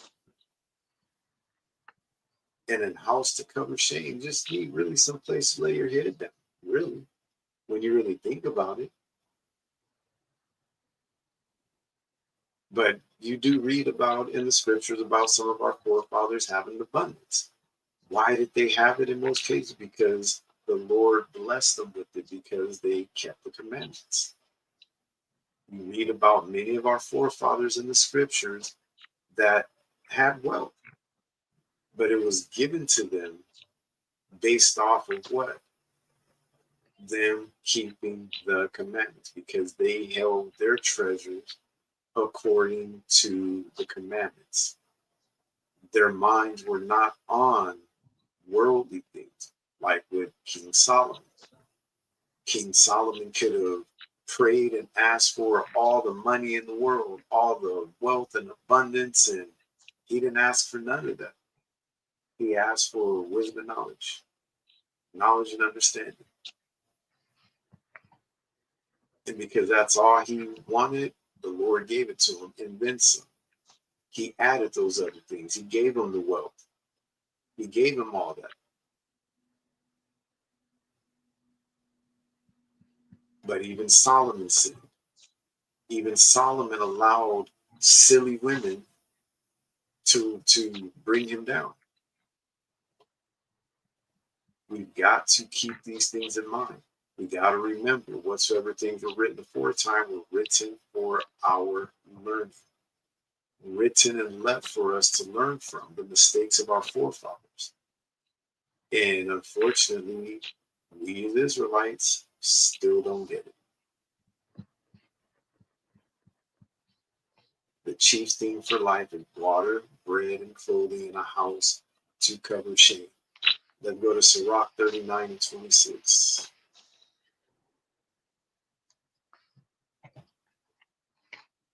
The book of Ecclesiasticus, chapter 39 and verse 26. And it says, the principal things for the whole use of man's life are water, fire, iron, and salt, flour of wheat, honey, milk, and the blood of the grape, and oil and clothing. All right, so the principal things, hence the name of the lesson today, the principal things for the whole use of a man's life are water, fire, iron, and salt, flour of wheat, honey, milk, and the blood of the grape, and oil and clothing. So the scriptures answers the question for us right here. What is it that we need to sustain ourselves? This we read in Sirach 29:21, the chief thing for life is water, bread, clothing, and a house to cover shame. Sirach 39:26, the principal things for the whole use of a man's life are water, fire, iron, and salt, flour of wheat, honey, milk, and the blood of the grape, and oil and clothing.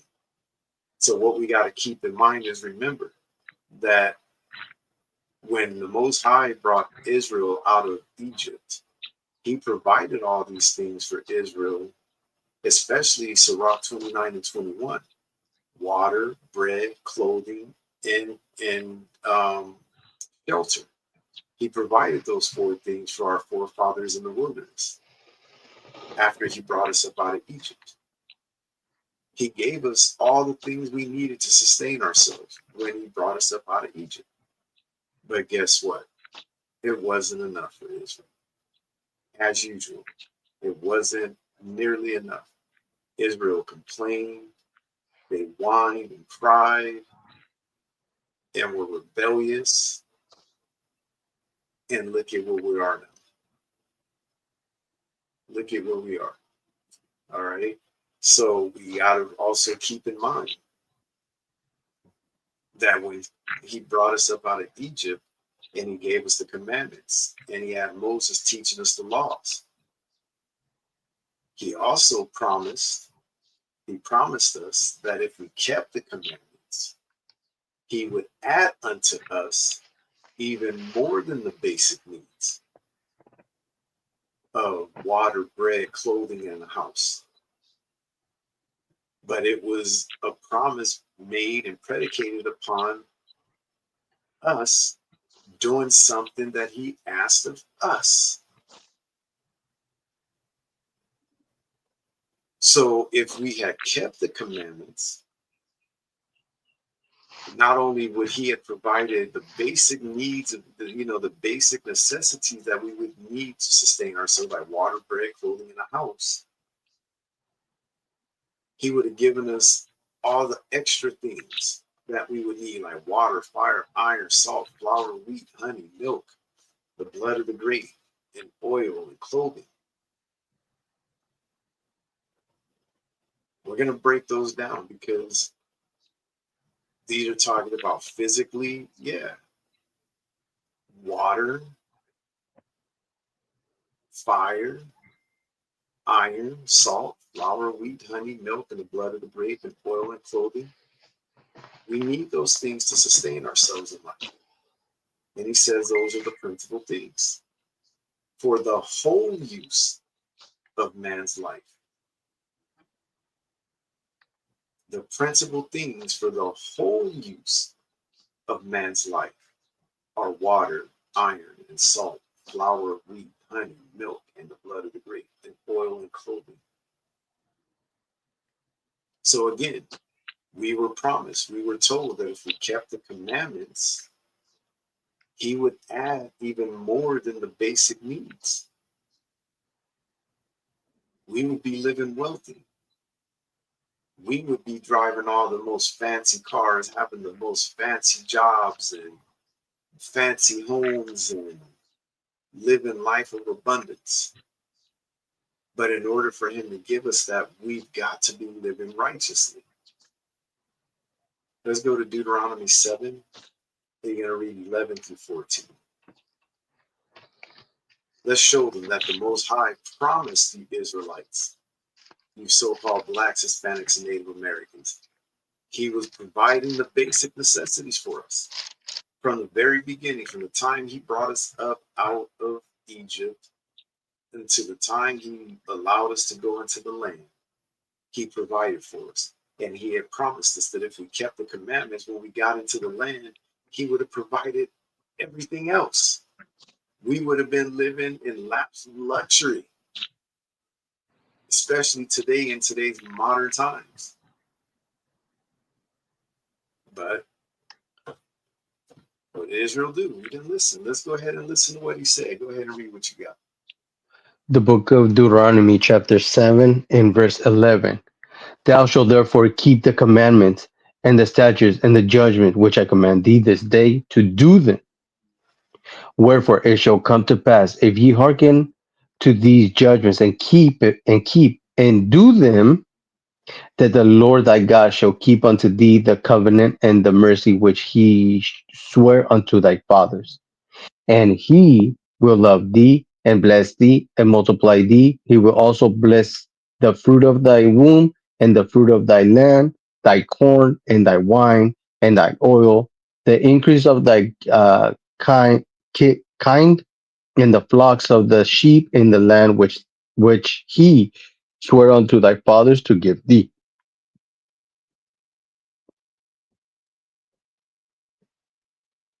Oh, read verse 14. Thou shalt be blessed above all people.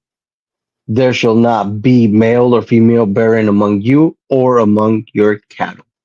So listen to the promise that he made in verse 12. Well, actually, I'll start 11.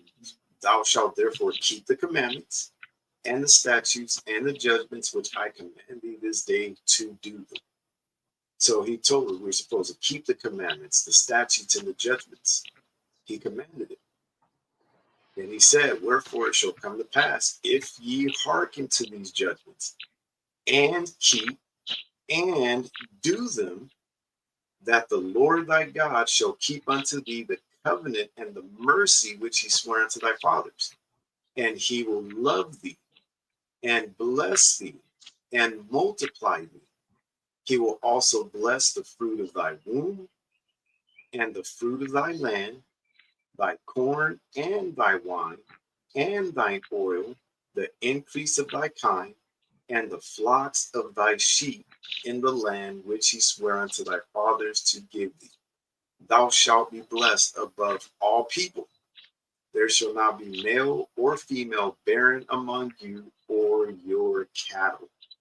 So, again, if we had listened, we had kept the commandments, he would have added to the basic necessities. He's already taken care of us, giving us the water, the bread, the clothing, the homes that cover ourselves.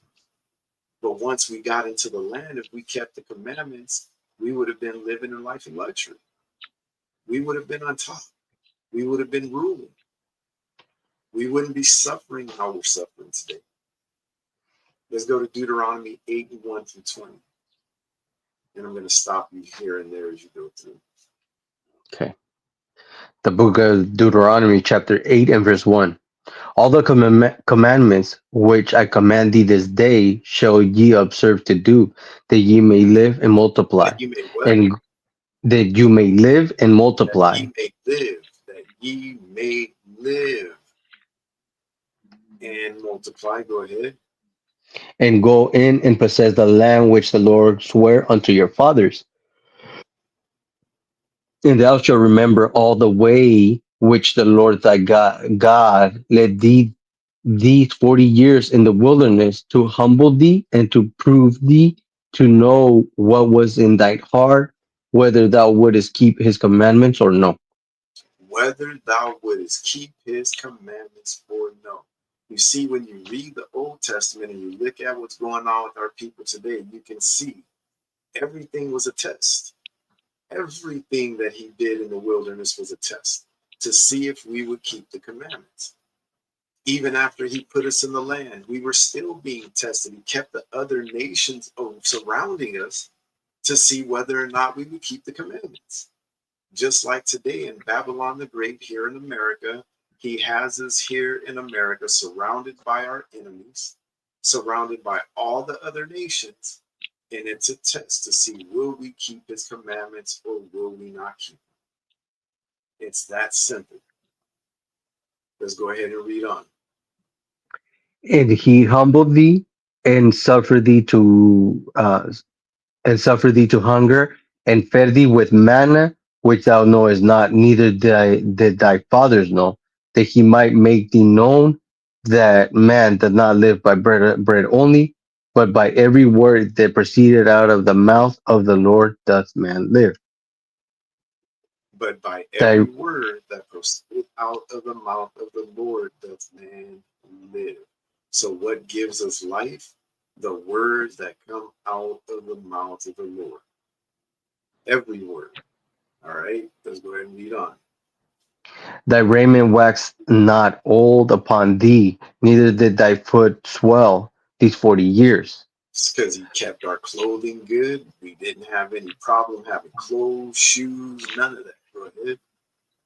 Thou shalt also consider in thine heart that as a man chasteneth his son, so the Lord thy God chasteneth thee. Therefore thou shalt keep the commandments of the Lord thy God, to walk in his ways and to fear him. For the Lord thy God bringeth thee into a good land, a land of brooks of water, of fountains of deep, that spring out of valleys and hills, a land of wheat and barley, and vines and fig trees and pomegranates, a land of oil, olives and honey, a land wherein thou shalt eat bread without scarceness, thou shalt not lack anything in it, Read a that again. land We're going to go back to read that part again. thou shalt not lack anything in it. thou shalt not lack anything in it. This was the promise that if we kept the commandments, we would have gotten even more than what he had already provided. He provided the basics already, just like he just said. Your shoes didn't wax old, your clothes didn't get all messed up on you. I took care of you guys. And if you continue to do what I'm telling you to do, then I'm gonna continue, I'm gonna do even this for you. But let's go ahead and read on. A land whose stones are iron, and out of whose hills thou mayest dig brass. When thou hast eaten artful, hold on. When thou hast eaten and artful, then thou shalt bless the Lord thy God for the good land which he hath given thee. Beware that thou forget not the Lord thy God, in not keeping his commandments and his judgments and his statutes which I command thee this day. Lest when thou hast eaten and art full, and hast built goodly houses and dwelt therein, So build what and kind of houses? goodly houses. Goodly houses. That means we would have been living in nice homes. We would be having, the best of the best, living in luxury, not having to worry about working because our slaves would be doing all the work. Our handmaids and handmen, the other nations were put here to serve us. He gave us everything that we needed to sustain ourselves. And all we had to do was keep the commandments, and he would have added even more abundance to it. That's what he's promising us. But again, Israel don't listen. Go ahead and read. And when thy herd and thy flocks multiply, and thy silver and thy gold is multiplied, and all that thou hast is multiplied, You hear then thine that? heart. When thy herds and thy flocks multiply, and thy silver and thy gold is multiplied, and all that thou hast is multiplied. It is just so hard to read this and look at the condition our people are in right now and see that the majority of our people don't care about this book. They don't care about our people. They don't care about our kingdom. They don't care. Like, all you have to do is keep the commandments and you wouldn't be living out here on the streets. You wouldn't be living like this. He told us what the principal things for the use of man's life is. If we kept the commandments, he would have provided it all for us. And it's not just physical. We're going to get into the spiritual aspect of it also. Right now, we're covering the actual physical aspect of it, of the water, the bread. What do these things mean? The grape, the silver, gold. But he's telling us he would have multiplied everything for us if we had kept the commandments when we got in the land. We would have been living easy peasy, no stress. He would have been fighting our battles for us. Imagine right now, we were in rulership and China's over there, Moab is over there acting up right now. You will see a legion of angels coming down. You got a problem with my people? We'll take care of it. Don't worry, Israel. We got you.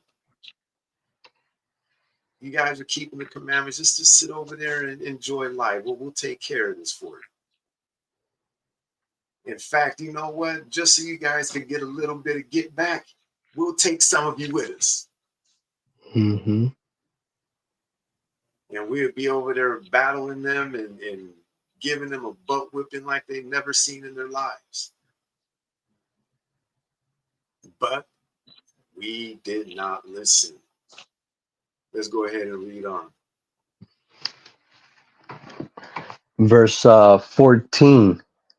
Then thy heart be lifted up, and thou forget the Lord thy God, which brought thee forth out of the land of Egypt from the house of bondage, who led thee through the great and terrible wilderness, wherein were fiery serpents and scorpions and drought, where there was no water, who brought thee forth water out of the rock of flint, who fed thee in the wilderness with manna, which thy fathers knew not, that he might humble thee, and that he might prove thee, to do thee good at thy latter end. To do thee good at thy latter end. He did these things that he might humble us and prove us so that he could do good for us in the latter end. As long as we would have passed the test, we would be rocking easy right now. Life would be, oh my gosh, can't even imagine it. And our people are content being right here in America, being at the bottom. Let's go ahead and read on. Verse 17, and thou say in thy heart, my power and the might of my hand hath gotten me this wealth.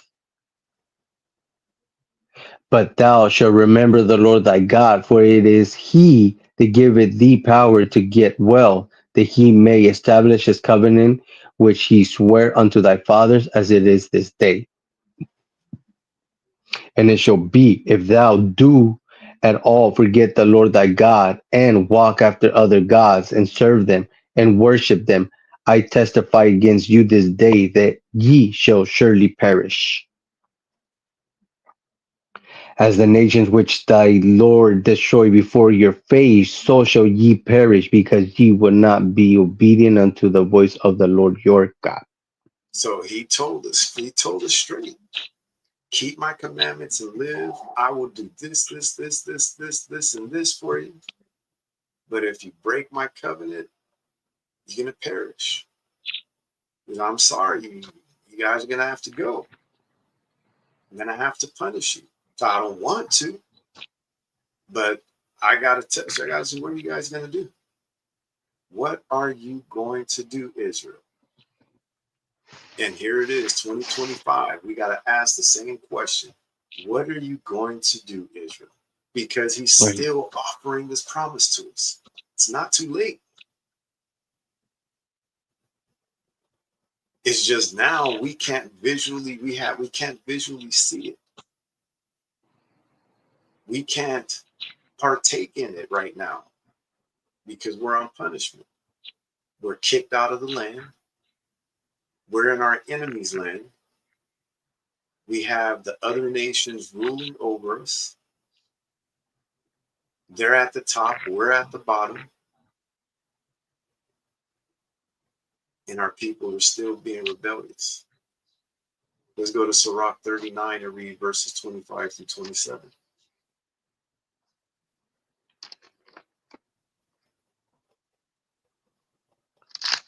The book of Ecclesiasticus, chapter 39 and verse 25. For the good are good things, for the good are good things created from the beginning, so evil things for sinners. The principal things for the whole use of man's life are water, fire, iron, and salt, flour of wheat, honey, milk, and the blood of the grape, and oil and clothing. All these things are for good to the godly, so to the sinner they are turned into evil. All right, so again, the principal things for the whole use of a man's life are water, fire, iron, and salt, flour, wheat, honey, milk, and the blood of the grape, and oil and clothing.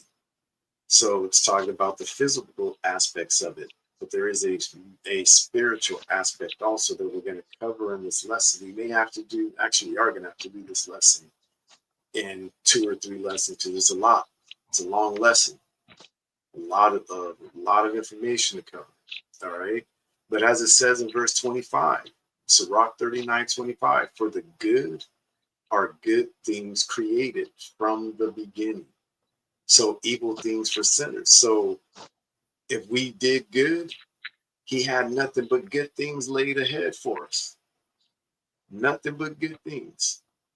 He didn't come and get our forefathers up out of Egypt for nothing.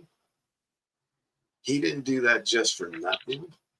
He had a plan, a well drawn out plan, and all it would have taken for us to see that plan come to fruition is just keep the commandments.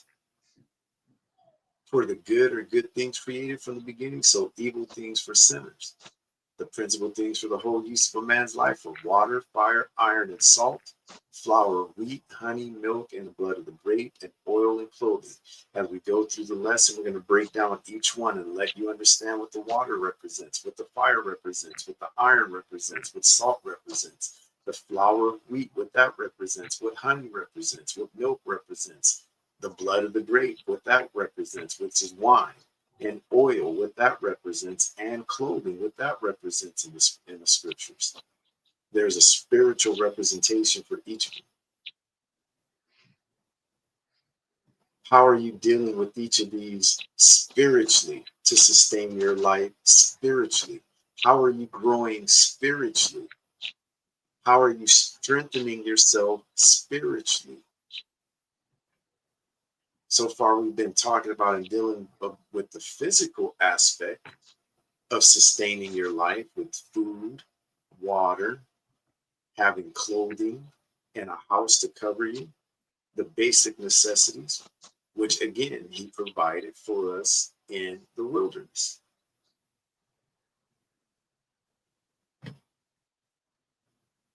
I pray that this makes sense to you, because the same, what we're reading right now, Sirach 39 and 25 through 27, it's the same thing with all wealth. All wealth. To the good, it is used for good, and for sinners, it's used for evil. I'll give you an example. A second ago, or a few minutes ago, we were talking about some of these camps that are, in especially the Christian church, pastors and ministers that are using this truth, using the Bible as a come up, using it to get money, to get wealth. There are some, very few, that are using the wealth for good. And I'm going to mention it again. You guys keep hearing us mention IUIC. IUIC raises a lot of money, but you see that money that they're raising being used for good. Right. Go and watch their classes. They show it at the end of almost every class. They were here. They were some, like right now, they're doing it to the point to where they're in multiple countries at one time. Some are over here in Mexico, some are over there in Africa, some are over there in parts of Europe, and you don't know at any point in time where they're at. They're being smart about it. They're not telling nobody they're going until after they've gone and come back. You can see where the money is going. It's being used for good, to wake our people up, to pay for the travel you have 15, 20, 30 men getting on a plane or a cruise ship, whatever. That's expensive. It costs money. Not to mention the what do you call it? The amount of space you're going to need for all the equipment that they're taking with them. Not only just their luggage and clothes, but you're talking about equipment. They're taking cameras and sound equipment and, all this stuff with them, so that they can wake up the 12 tribes of Israel out there working, grinding. And it's crazy. You got some of our brothers in this truth out here hating on it. It's crazy.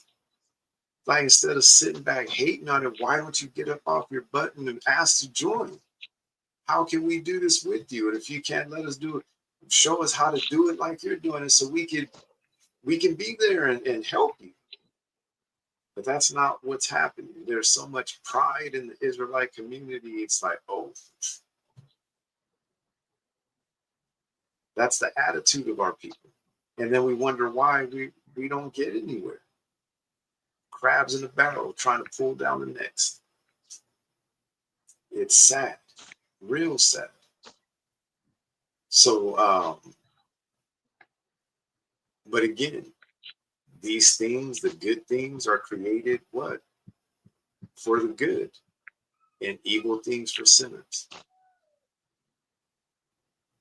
And all those things that it named in verse 27, all these things are for good to the godly. So to the sinners, they are turned into evil. Water could be used for good. Water could be used for evil. Fire could be used for good. Fire could be used for evil. Iron can be used for good. Iron can be used for evil. Salt could be used for good. Salt could be used for evil. Flour could be used for good. Flour could be used for evil. Honey could be used for good. Honey could be used for evil. Milk could be used for good. It could be used for evil. Wine, which is the blood of the grape, could be used for good. It could be used for evil.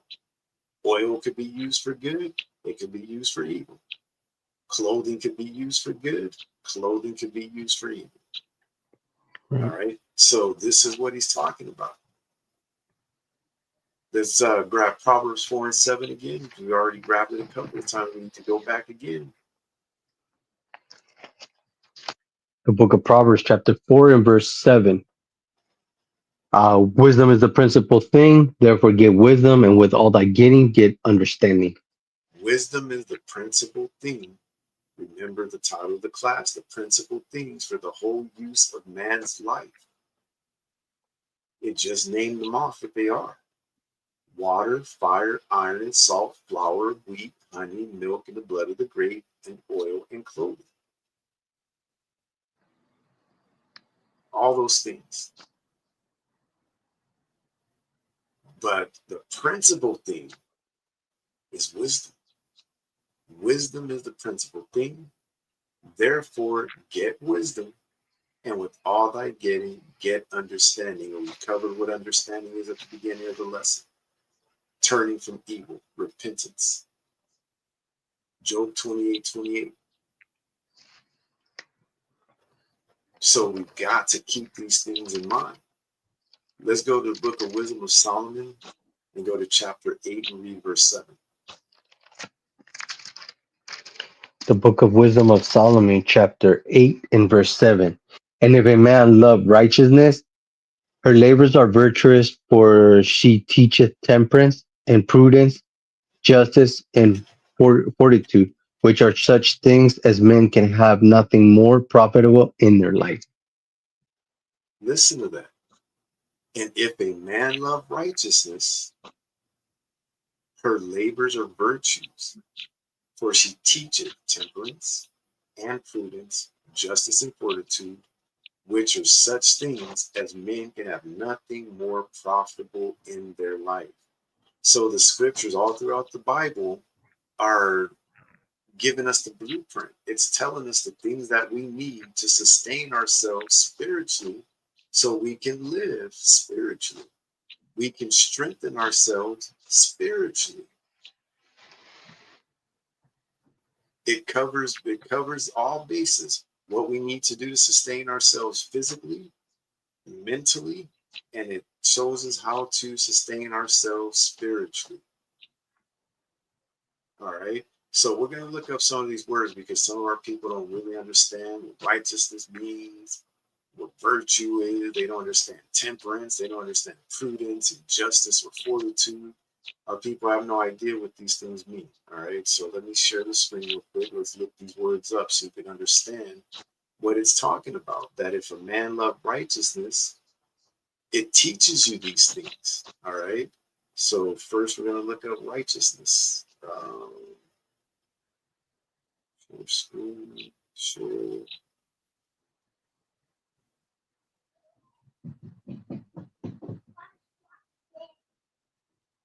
All right. So righteousness, it showed up. You can see it, right? Yes. All right. So righteousness, the quality of being morally right or justifiable. All right. So what are some similar words? What are synonyms? Goodness, virtue, virtuousness, uprightness, decency, integrity. Heard me mention that word earlier. Worthiness, rectitude. What did I say? Probity, probity. Let me click on that for a second. What is that? Probity, the quality of having strong moral principles, honesty, and decency. Yeah, it's pronounced probity. Probity. I've never heard of that word before. That's something new. Mm-mm. Probity definition. Let's see what Merriam-Webster says. Adherence to the highest principles and ideals, uprightness. So we're going to have to start using that word when we teach. So, yeah, he was probity. Sounds kind of weird, though, doesn't it? Right. But these are all synonyms that mean the same thing as righteousness, morality, high-mindedness, justice, honesty, honor, honorableness, innocence, um, blamelessness, guiltlessness, irreproachability, sinlessness, saintliness, purify, nobility, piety, piousness, ethicalness. So you can see what are the opposites: wickedness and sinfulness.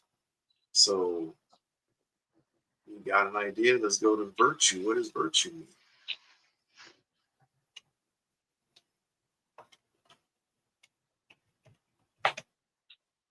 Virtue means behavior showing high moral standards, a quality considered morally good or desirable in a person. So when you read Wisdom of Solomon, chapter 8, verse 7, if a man love righteousness, her labors are virtues. So when you're laboring in righteousness, you're working hard, you're doing the things that are required, you're keeping the commandments. Those labors are saying it's virtues, meaning what? It's goodness, virtuousness, it's righteousness, it's morality. It's uprightness, having integrity, dignity, rectitude, honesty, honorableness, honor, incorruptibility, probity, that new word we just found out about, propriety, decency, respectability, nobility, nobleness, worthiness, worth, good, trustworthiness, meritoriousness, irreproachableness, blamelessness, purity, pureness, merit, principles. Just think of how many of these words that you can find in the Bible.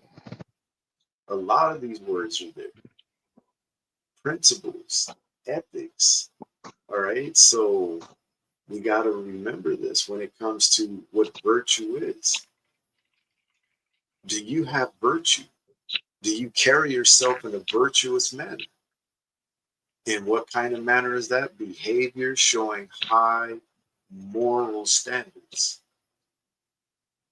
Are you, as an Israelite, a child of the Most High God, showing that you're one that possesses virtue? All right, let's go to the next one. Let's go to temperance. What does temperance mean? Because it says it teaches temperance.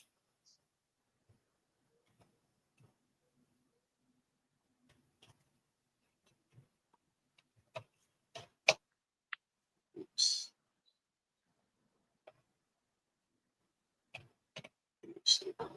So temperance, abstinence from alcoholic drink, the quality of moderation or self-restraint. That's what we're looking for. So a person that loves righteousness, or they're laboring or working or strengthening themselves through the commandments. They're laying up treasure according to the commandments. All these things we've talked about throughout the lesson so far. These things teach you temperance, which means that what? It teaches you the quality of being somebody that's full of moderation, or you have self-restraint. You do things in moderation. You don't go out and get drunk and be a drunkard when you go out with your, let's say you hanging with your buddies, they're just sitting around drinking. You understand, I'm just going to have 1 or 2 drinks and that's it. I'm good. You're not going to sit there and slam down 10 beers and sit around drunk and get up and get in your car and try and drive home and get home and start arguing with the wife and acting a fool and getting into trouble. You're at a bar or something, or at a club, and getting into a fight. You know how to restrain yourself. You know how to do things in moderation, whether it's drinking or eating. When it comes to women, a man of 1 wife. See, that's how you know that when you read these things, that a lot of these so-called leaders in Israel, they lack virtue. They lack temperance. A lot of these guys don't have any self-restraint, because if they did, they wouldn't be running, still chasing after women, trying to have 2, 3, 4, and 5 wives. That's not somebody that's showing that they're full of temperance. And what are some of the similar words? Self-restraint, restraint, moderation, self-control, self-discipline, what does that say? Abstemize. Let me click on it. I can't read it. It's kind of mixed up. Abstemize. Never heard of this word either. This is a new one. Abstemiousness. The quality of indulging only very moderately in something, especially food and drink. See, we're going to have to start using some of these words. You see, in their abstemiousness, they didn't eat that much. Crazy people look at you and you say that. Right. Abstemiousness. But our people don't know these big words. That's why we got to go and look these words up so we can get an idea. And with this, you learn new words. Abstinence. And when it comes to multiple wives, that again is another thing that shows that our men don't know how to abstain from pleasures. All right. Self-denial, austerity, asceticism, continence. All right. So again, temperance is another one of those words that our people, they lack. All right. What about prudence? Let's find out about prudence.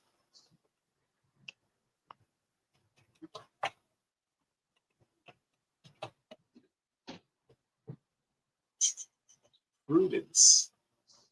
The quality of being prudent, cautiousness, being cautious when it comes to matters of business, or you got to make decisions, whether it's family decisions, work-related decisions, school-related decisions, relationship-related decisions. Are you somebody that's prudent? Somebody that's going to be cautious, somebody's going to take their time, get counsel, weigh your options, look at all angles? Or are you just going to dive head first in whatever first thought comes to your mind? So what are some similar words? Wisdom, judgment, judiciousness, sagacity, shrewdness, advisability, common sense. That's one of the things a lot of our people lack. They lack common sense. Sense, caution, cautiousness, care, carefulness, canniness, weariness, circumspection, farsightedness, foresight, forethought, discretion. You hear me use that word all the time. Our young men lack discretion. All right. Thrift, thriftiness, providence, economy, frugality. What did I say? Is that abstemiousness or abstemious? Oh, that's that word again, isn't it? Abstemiousness. Sparingness, good judgment, chariness, good management, careful budgeting, forehandedness. So you can see these things is what a man that loves righteousness should be learning. If you're actually following the scriptures, you're keeping the commandments, you love righteousness, you're doing what you're supposed to, you're going to learn temperance. You're going to learn how to be prudent. Let's look up the next one, justice.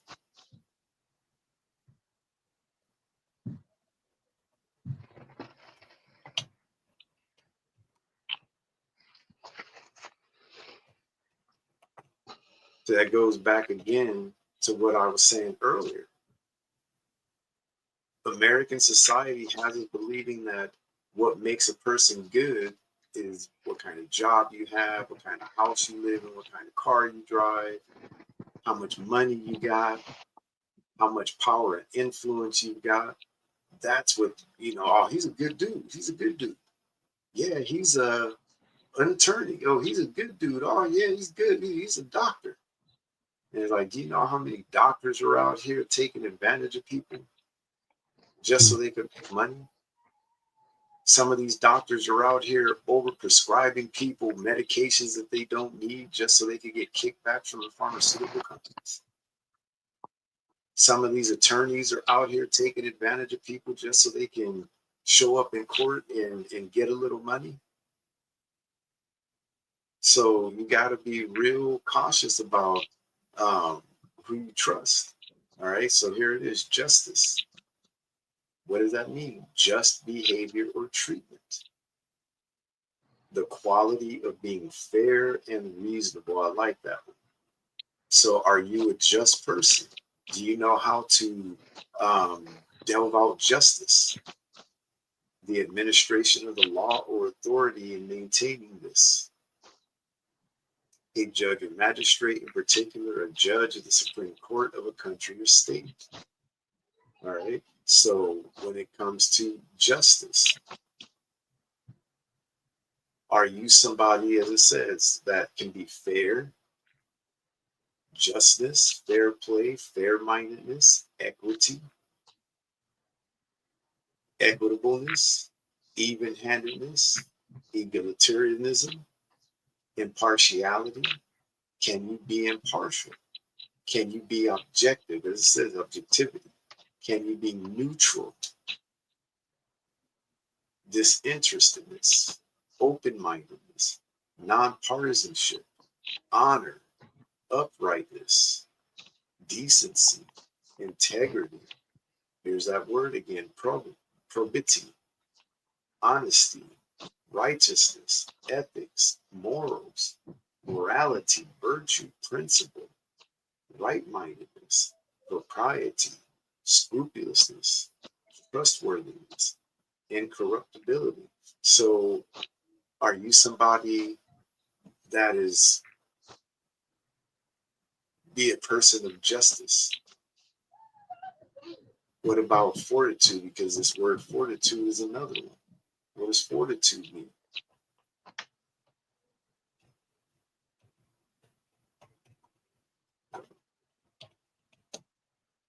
Fortitude, courage in pain or adversity. So that's somebody, when they know something's going to be painful, it's going to hurt, they're not, they're not afraid to do it anyway. Like a fireman. A house is on fire. Everybody else is trying to get out of the house to get away from the fire. The fireman's running into the house. Even though they know they could get burned, they could inhale smoke, anything could happen. They can get burned by the fire, you know what I mean? Fall through a floorboard, anything can happen in a burning building. But they courageously run in anyway. They go running into that building to save lives anyway. So, like a fireman, you could say a fireman is somebody that has courage, which is some of these similar words. They have courage. They're brave, strong-mindedness. They're resilient. They got a backbone, a spine. Is that metal or meti? Spirit, a nerve, pluckiness, doughtiness, fearlessness, a man of valor, intrepidity, stout-heartedness, endurance, stoicism, steadfastness, patience, long-suffering, forbearance, tenacity, pertinacity, perseverance, resolve, resolution, resoluteness, determination, guts. Yeah, you got guts. You'll run into a burning building. You got fortitude, meaning you got grit, you got spunk, you got strength of mind, strength of character, moral strength, toughness of spirit, firmness of purpose. What did I say? Dunkirk spirit. Never heard of that. But you have an understanding of what that's talking about. Okay. So again, read Wisdom of Solomon 8 and 7 again. Wisdom of Solomon, chapter 8 and verse 7. And if a man love righteousness, her labors are virtuous, for she teacheth temperance and prudence, justice, fortitude, which are such things as men can have, nothing more profitable in their life. So he's saying that to have these characteristics, mean you can have nothing more profitable in your life than to be this kind of person. All right. Let's go to the book of Psalms, chapter 34, verse 12.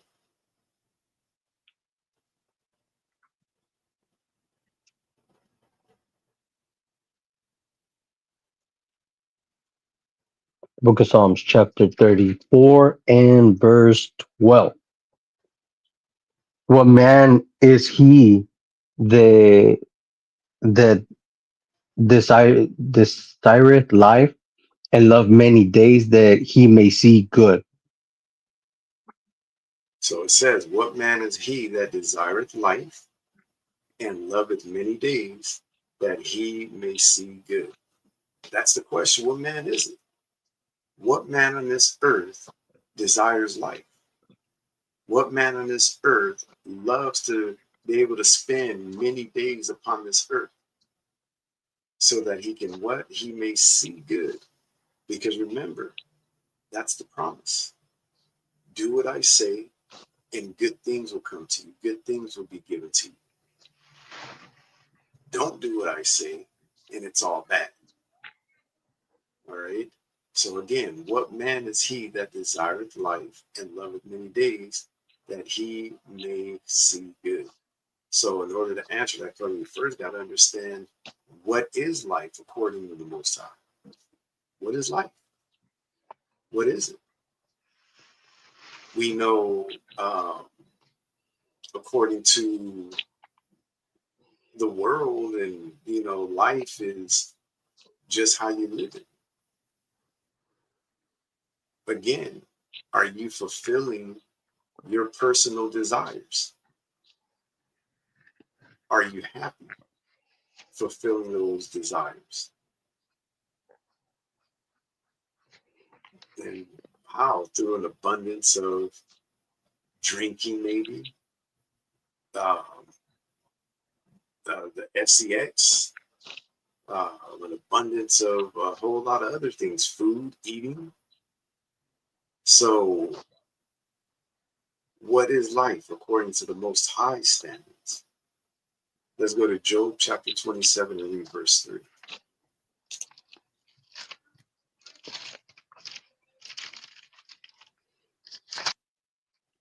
The book of Job, chapter 27 and verse 3. All the while my breath is in me, and the Spirit of God is in my nostril. All the while my breath is in me, and the Spirit of God is in my nostrils. All right. So that life is the breath of life that we're going to read about in a second. We're going to get to the precept. We're going to go precept upon precept to show you what life is according to the Most High. The Spirit of God is in my nostrils. When you have the Spirit of God in your nostrils, what is it that you have? Whatever it is giving you breath, is giving you life, and is filling you spiritually. All right. Again, all the while my breath is in me and the Spirit of God is in my nostrils. Let's go to Job 33 and 4. Book of Job, chapter 33, and verse 4. The Spirit of God had made me, and the breath of the Almighty had given me life. The Spirit of God had made me, and the breath of the Almighty had given me life. What is that breath that he breathed into Adam that you read about in Genesis? What is that breath that we as the men of the Lord need to be going out and giving to our lost people out there, to the so-called Blacks, Hispanics, and Native Americans? That's why we preach. That's why we're out here teaching, so we could breathe new life into them. Again, why did Christ breathe on his men? Okay, he was breathing that breath of life into them. Again, the Spirit of God had made me, and the breath of the Almighty had given me life. Let's go to 2nd Ezra chapter 16 and read verse 61. The book of 2nd Ezra, chapter 16, and verse 61. And it says, He made man and put his heart in the midst of the body and gave him breath, life, and understanding. Again, it reads, he made man and put his heart in the midst of the body and gave him breath, life, and understanding. Breath, life, and understanding. So, what is it according to God? What is that life? We're going to keep reading. It'll become clear.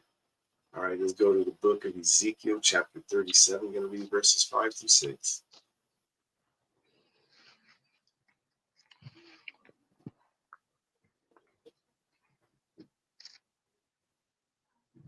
Five through 6.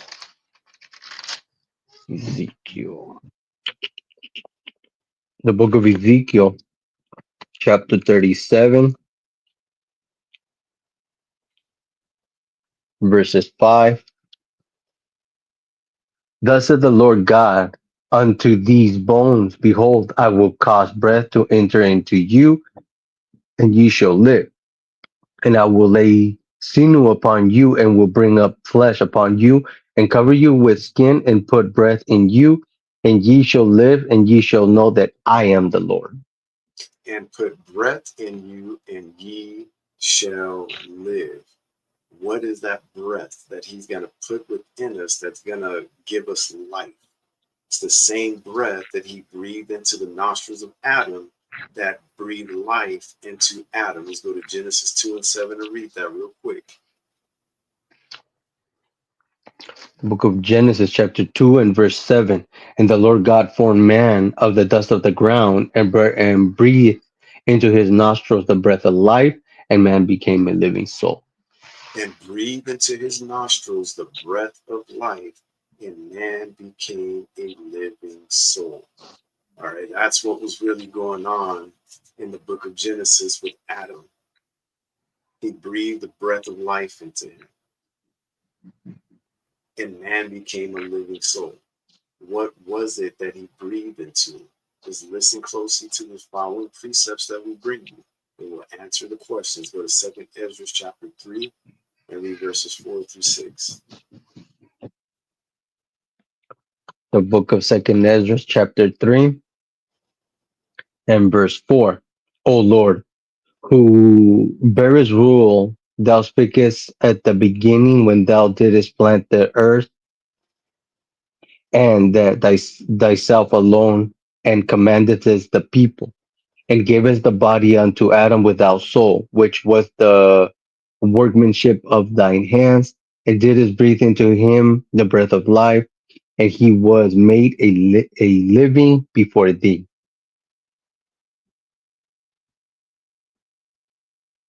Verse 6. And thou leadest him into paradise, which thy right hand had planted before ever the earth came forward. Right? So it says, O Lord, who bearest rule, thou spakest at the beginning. So this is from the very beginning, when thou didst plant the earth, and that thyself alone, and commandedst the people. It says he did it alone and commanded the people, and gave us a body unto Adam without soul, which was the workmanship of thine hands, and didst breathe unto him the breath of life, and he was made living before thee. All right, so we'll get to what is that breath of life. Let's go to Baruch 4:1.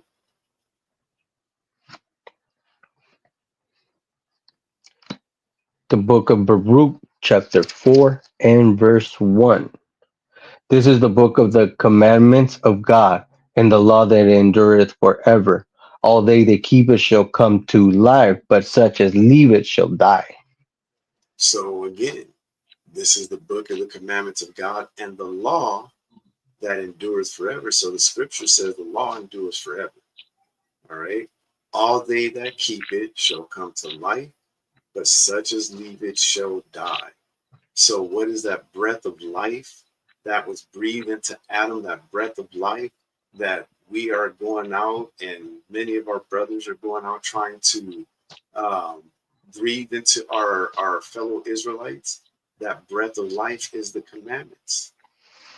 That breath of life is the law, statutes, commandments, and judgments of the Most High. That's what we're trying to do. We're trying to wake our people up. We're trying to feed them.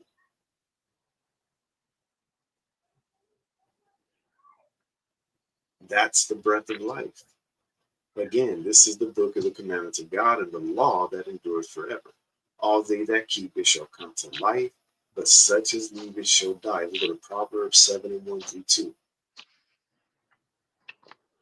The book of Proverbs, chapter 7 and verse 1. My son, keep my words and lay up my commandments with thee. Keep my commandments and live, and my law as the apple of thine eye. Bind Keep them my up. commandments, just up to verse 2. Keep my commandments and live. Keep my commandments and live. That's what gives us life, are the commandments of God. That's what it is. Let's go to Proverbs 21:16. Proverbs, the book of Proverbs, chapter 21 and verse 16. The man that wandereth out of the way of understanding shall remain in the congregation of the dead. The man that wandereth out of the way of understanding, meaning he's not repenting, he's wanting to remain in sin, he wants no part of understanding. Remember, what is understanding? Turning from evil, turning away from wickedness. That's understanding. And if you want to remain in wickedness, then you're going to remain amongst the congregation of the dead. You're going to be spiritually dead. Let's go to 2 Ezra 14 and read verses 28-31. The book of 2 Esdras, chapter 14 and verse 28. It says, and that he held neither sword nor any instrument Go of back, stop. Read it again, 2 Ezra 14 and 28. the book of 2 Esdras, chapter 14 and verse 28. Hear these words, O Israel. Our father at the beginning were strangers in Egypt, from whence they were delivered, and received the law of life, which they kept not, which ye also have transgressed after them. Then was the land, even the land of Sion, parted among you by lot, by your fathers, and ye yourselves have done unrighteous, and have not kept the ways which the highest commanded you. So it says, and have not kept the way which the highest commanded you. So who is he talking to? Hear these words, O Israel, you so-called blacks, Hispanics, and Native Americans. Our fathers at the beginning were strangers in Egypt, from whence they were delivered, and received the law of life. And received the law of life. It was the Israelites, you so-called blacks, Hispanics, and Native Americans, that were given the law of life, which they kept not, which ye also have transgressed after them. We all have. None of us have kept the commandments. We've all sinned. We've all come short. Then was the land, even the land of Zion, parted among you by lot. But your fathers and ye yourselves have done unrighteousness and have not kept the ways which the highest commanded you. All right, let's go to 2nd Ezra 16:61.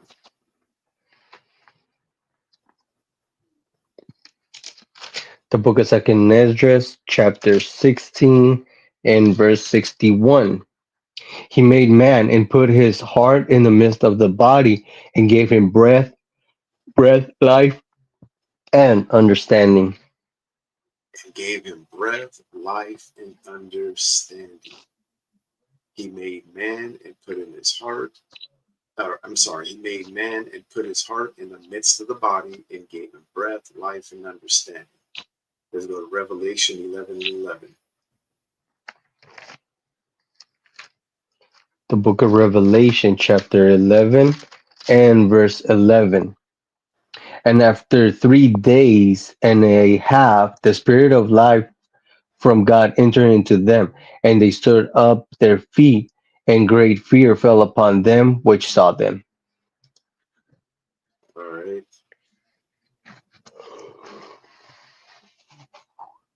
All that, what is it? After 3 days and a half, the spirit of life from God entered into them, and they stood upon their feet, and great fear fell upon them which saw them. The spirit of life is what? The same thing, the breath of life, which is what?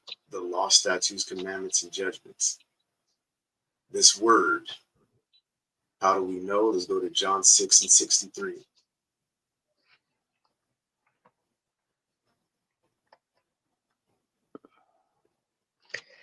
The book of John, chapter 6 and verse 63. It is the spirit that quickeneth, the flesh profited nothing. The words that I speak unto you, they are spirit and they are life. They are spirit and they are life. The spirit of the Most High. What is it? The words that he spake unto us. What is that word? Let's go to Isaiah 8:20. What is it that gives us life? The book of Isaiah, chapter 8 and verse 20. To the law and to the testimony. If they speak not according to this word, it is because there is no light in them. To the law and to the testimony, if they speak not according to this word, is because there is no light in them. That's the breath of life that was breathed into Adam, the word of God, the law, statutes, commandments, and judgments. He was given the law. That's what it was talking about in the beginning of Genesis. All right. Let's go to Proverbs 6:23. What is light is what this is going to answer. What the light is. The book of Proverbs, chapter 6 and verse 23. For the commandment is a lamp, and the law is light, and reproof of instructions are the way of life. All right. So again, for Isaiah 8:20, to the law and to the testimony, if they speak not according to this word, it is because there is no light in them. So if you come across a minister, preacher, priest, whoever it is that's teaching this Bible and claiming to be a teacher of the Bible, and they're not teaching you according to the Bible, according to the words that are written in the Bible, it's telling you because there is no light in them. And what is that light? We just read it, Proverbs 6:23. For the commandment is a lamp, and the law is light, and reproofs of instruction are the way of life. That means that they don't have the law abiding in them. They're not living according to the commandments of God. They're teaching you a thing of naught. They're teaching you a thing according to their own heart. Shouldn't listen to them. All right. But that's our job. We're supposed to go out and put this breath of life into our people, put it into their nostrils. That's the same thing Christ did to his apostles. He breathed when he breathed on them. All right. So let's continue on. We'll probably go ahead and end up ending it after a few more precepts. We'll get started on, well, let's go to Sirach 39 and 26 again.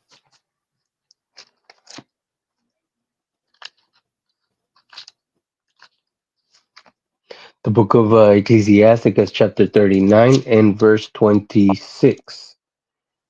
The principal things for the whole use of man's life are water, fire, iron, and salt, flour of wheat, honey, milk, and the blood of the grape, and oil and clothing. All right, so the rest of the lesson that we're going to continue on with is breaking down what each of these are. What does the water represent?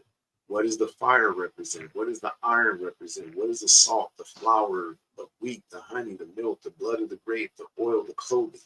What does that all represent spiritually? So we're going to start with the water. What does the water represent? Let's go to Sirach 15 and 3.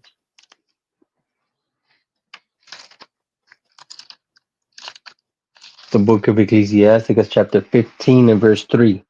With the bread of understanding shall she feed him, and give him the water of wisdom to drink.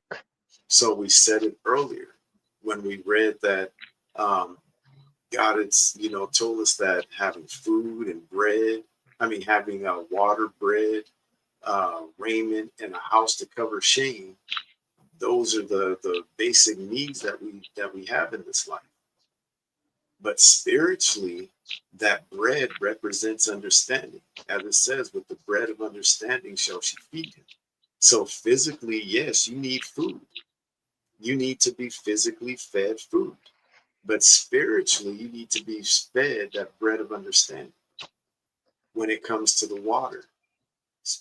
Physically, we need water. He provided bread in the wilderness to our people. He provided water in the wilderness to our people. But what does the water represent? And give him the water of wisdom to drink. So let me read it again. Sirach 15 and 3. With the bread of understanding shall she feed him, and give him the water of wisdom to drink. The bread represents understanding. The water represents wisdom. Okay? So spiritually, we should be striving to get an abundance of water, get an abundance of that bread. We should be trying to fill ourselves. Okay? Let's go to 2 Peter chapter 2 and verse 17. Actually, hold on.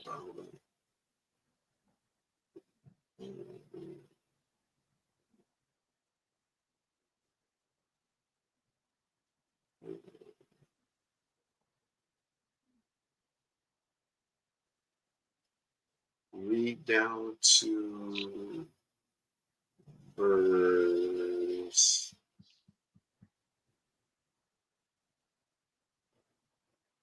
22. Verse 22. So 17 to verse 22. Okay. The book of 2 Peter, chapter 2, and verse 17 says, honor all men, love the brotherhood. Second Peter, chapter 2. Hold on. Okay. The book of 2 Peter, chapter 2, and verse 17. Perfect. These are wells without water. Clouds that are wells without water. It says these are wells without water, meaning these are wells without, what does water represent? Wisdom. These are wells without wisdom. These are men that lack wisdom, or these are women that lack wisdom, or these are our people, you Israelites, that lack wisdom. Read on. Clouds that are carried with a tempest, to whom the mist of darkness is reserved forever. For when they speak great swelling words of vanity, they allure through the lust of the flesh, through much wantonness, does that those that were cleansed escape from them who live in error. While they promise them liberty, they themselves are the servants of corruption. For of whom a man is overcome, of the same is he brought in bondage. For if after they have escaped the pollution of the world through the knowledge of the Lord and Savior Jesus Christ, they are again entangled therein and overcome, the latter ends is worse with them than the beginning. This goes back to what we were talking about earlier in the beginning of the lesson, that you have many people in Israel that come into the truth and they say they're Israelite, they got their fringes and border of blue on, they're teaching, they're out in the streets, but you really are not seeing true repentance. Or in some cases, they may have repented, but they're turning right back and going back and doing the same sin that they were doing when they were in the world. And as it's saying, it says, for after they have escaped the pollutions of the world through the knowledge of the Lord and Savior Jesus Christ, so they learned the truth. They learned about Christ. They learned everything about him appearing, him teaching, him going on the cross and dying for the sins of his people. They've learned all that. They've repented, so-called. But then what Right. do? They are again entangled therein and overcome. The latter end is worse with them than the beginning. So they get entangled again in the same sins that they were doing before they came into the truth. So he says in the next verse, for it had been better for them not to have known the way of righteousness. So if you come into this truth, you say you're an Israelite, you know the truth, you've studied, you've repented, you're supposedly keeping the commandments, you're out on the streets teaching, you're online teaching, you're claiming to be a leader in Israel. But then you go back into sin and doing the same old sins that you were doing when you were in the world. He said it would have been better for you to have never learned the truth. Let me read that again. For it had been better for them not to have known the way of righteousness than after they have known it to turn from the holy commandment delivered unto them. So it's better for you to not have known it than to have been taught it, learn it, put it into motion in your life, and then just turn back to doing the things you were doing before. Verse 22, but it has happened unto them according to the true proverb, the dog is turned to his own vomit again. So that's what happened with some of these men. It's like a dog that turns back to its own vomit again and again and again, just doing the same thing. All right. Mm-hmm. Let's go to the book of Jude, chapter 1. You're going to read verse 12. The book of Jude, chapter 1 and verse 12. And I turned to see the voice that spake with me, and being turned, I saw. Jude 1 and 12. Oh, I jumped one page. I went too far. Here we go. The book of Jude, chapter 1 and verse 12. These are spots in your feast of charity when they feast with you, feeding themselves without fear. Clouds, they are without water, carry about of winds, trees whose fruit withereth, without fruit, twice dead, plucked up by the roots. So this is saying the same thing as 2 Peter 2 said. These are spots in your feast of charity when they feast with you, feeding themselves without fear. Clouds they are without water, carried about of winds. Trees whose fruit withereth, without fruit, twice dead, plucked up by the roots. What does this mean? So when it's saying they're like spots in your feast, it's saying they're like the spot or blemish on a lamp. You know, a bright spot, you know, what the scripture's talking about of somebody who's unclean, a person that's caught up in sin. That's what it's talking about. These are spots in your feast of charity when they feast with you, feeding themselves without fear. Clouds they are without water. Cloud without water, what is that saying? Once again, it's saying that they lack wisdom. Remember that water represents wisdom. When it's talking about carried about of winds, carried about and tossed to and fro with every wind of doctrine. That's what it's talking about. These are people that every time a new doctrine comes about, they're changing, constantly switching, constantly changing. All right. A tree without fruit. A person what? Who's without the fruit of righteousness. Grab Amos 6 and 12.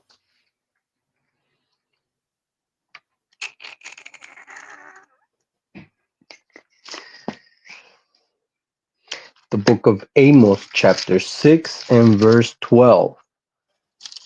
Shall horses run upon the rocks? Will one plow there with oxen? For ye have turned judgment into gall, and the fruit of righteousness into hemlocks. And the fruit of righteousness into hemlock. Let's go to Hebrews 12 and 11. The book of Hebrews, chapter 12 and verse 11. Now, no chastening for the present seemeth to be joyous, but grievous. Nevertheless, afterward it yieldeth the peaceable fruit of righteousness unto them which are exercised thereby. All right. So again, what is it talking about in Jude 1 and 12? And it says, carried about of winds, trees whose fruit withereth, without fruit. It's talking about they lack the fruit of righteousness. They're not keeping the commandments. They're not keeping or keeping the commandments. Remember, if we are righteousness, we will keep all these commandments. All right, James, let's go to James 3 and 18. The book of James, chapter 3 and verse 18. And the fruit of righteousness is sown in peace of them that make peace. And the fruit of righteousness is sown in peace of them that make peace. So what it's telling us is these spots that are in our feast, that are feeding themselves without fear, these clouds that are without water, these people that are carried about of winds, these trees whose fruit withereth, and they're without fruit, twice dead, plucked up by the roots. The roots also represent wisdom too. Go to Wisdom of Solomon 3 and 15. The book of Wisdom of Solomon, chapter 3 and verse 15. For glorious is the fruit of good labors, and the root of wisdom shall never fall away. So again, when it says twice dead, plucked up by their roots. So you got to remember in some of the parables that Christ spoke about the roots not being planted. All right. They didn't have strong roots. All right. So that root of wisdom was it never took root. It never was able to secure its place into the ground. That's what these people are. That's why when you read the parables that Christ talks about the 4 different types of Israelites, some of them had roots and some of them had strong roots. Some of their roots were so weak, they could just get plucked up. All right. So those roots represent wisdom. They lack wisdom. Let's go to Revelation 12 and 15.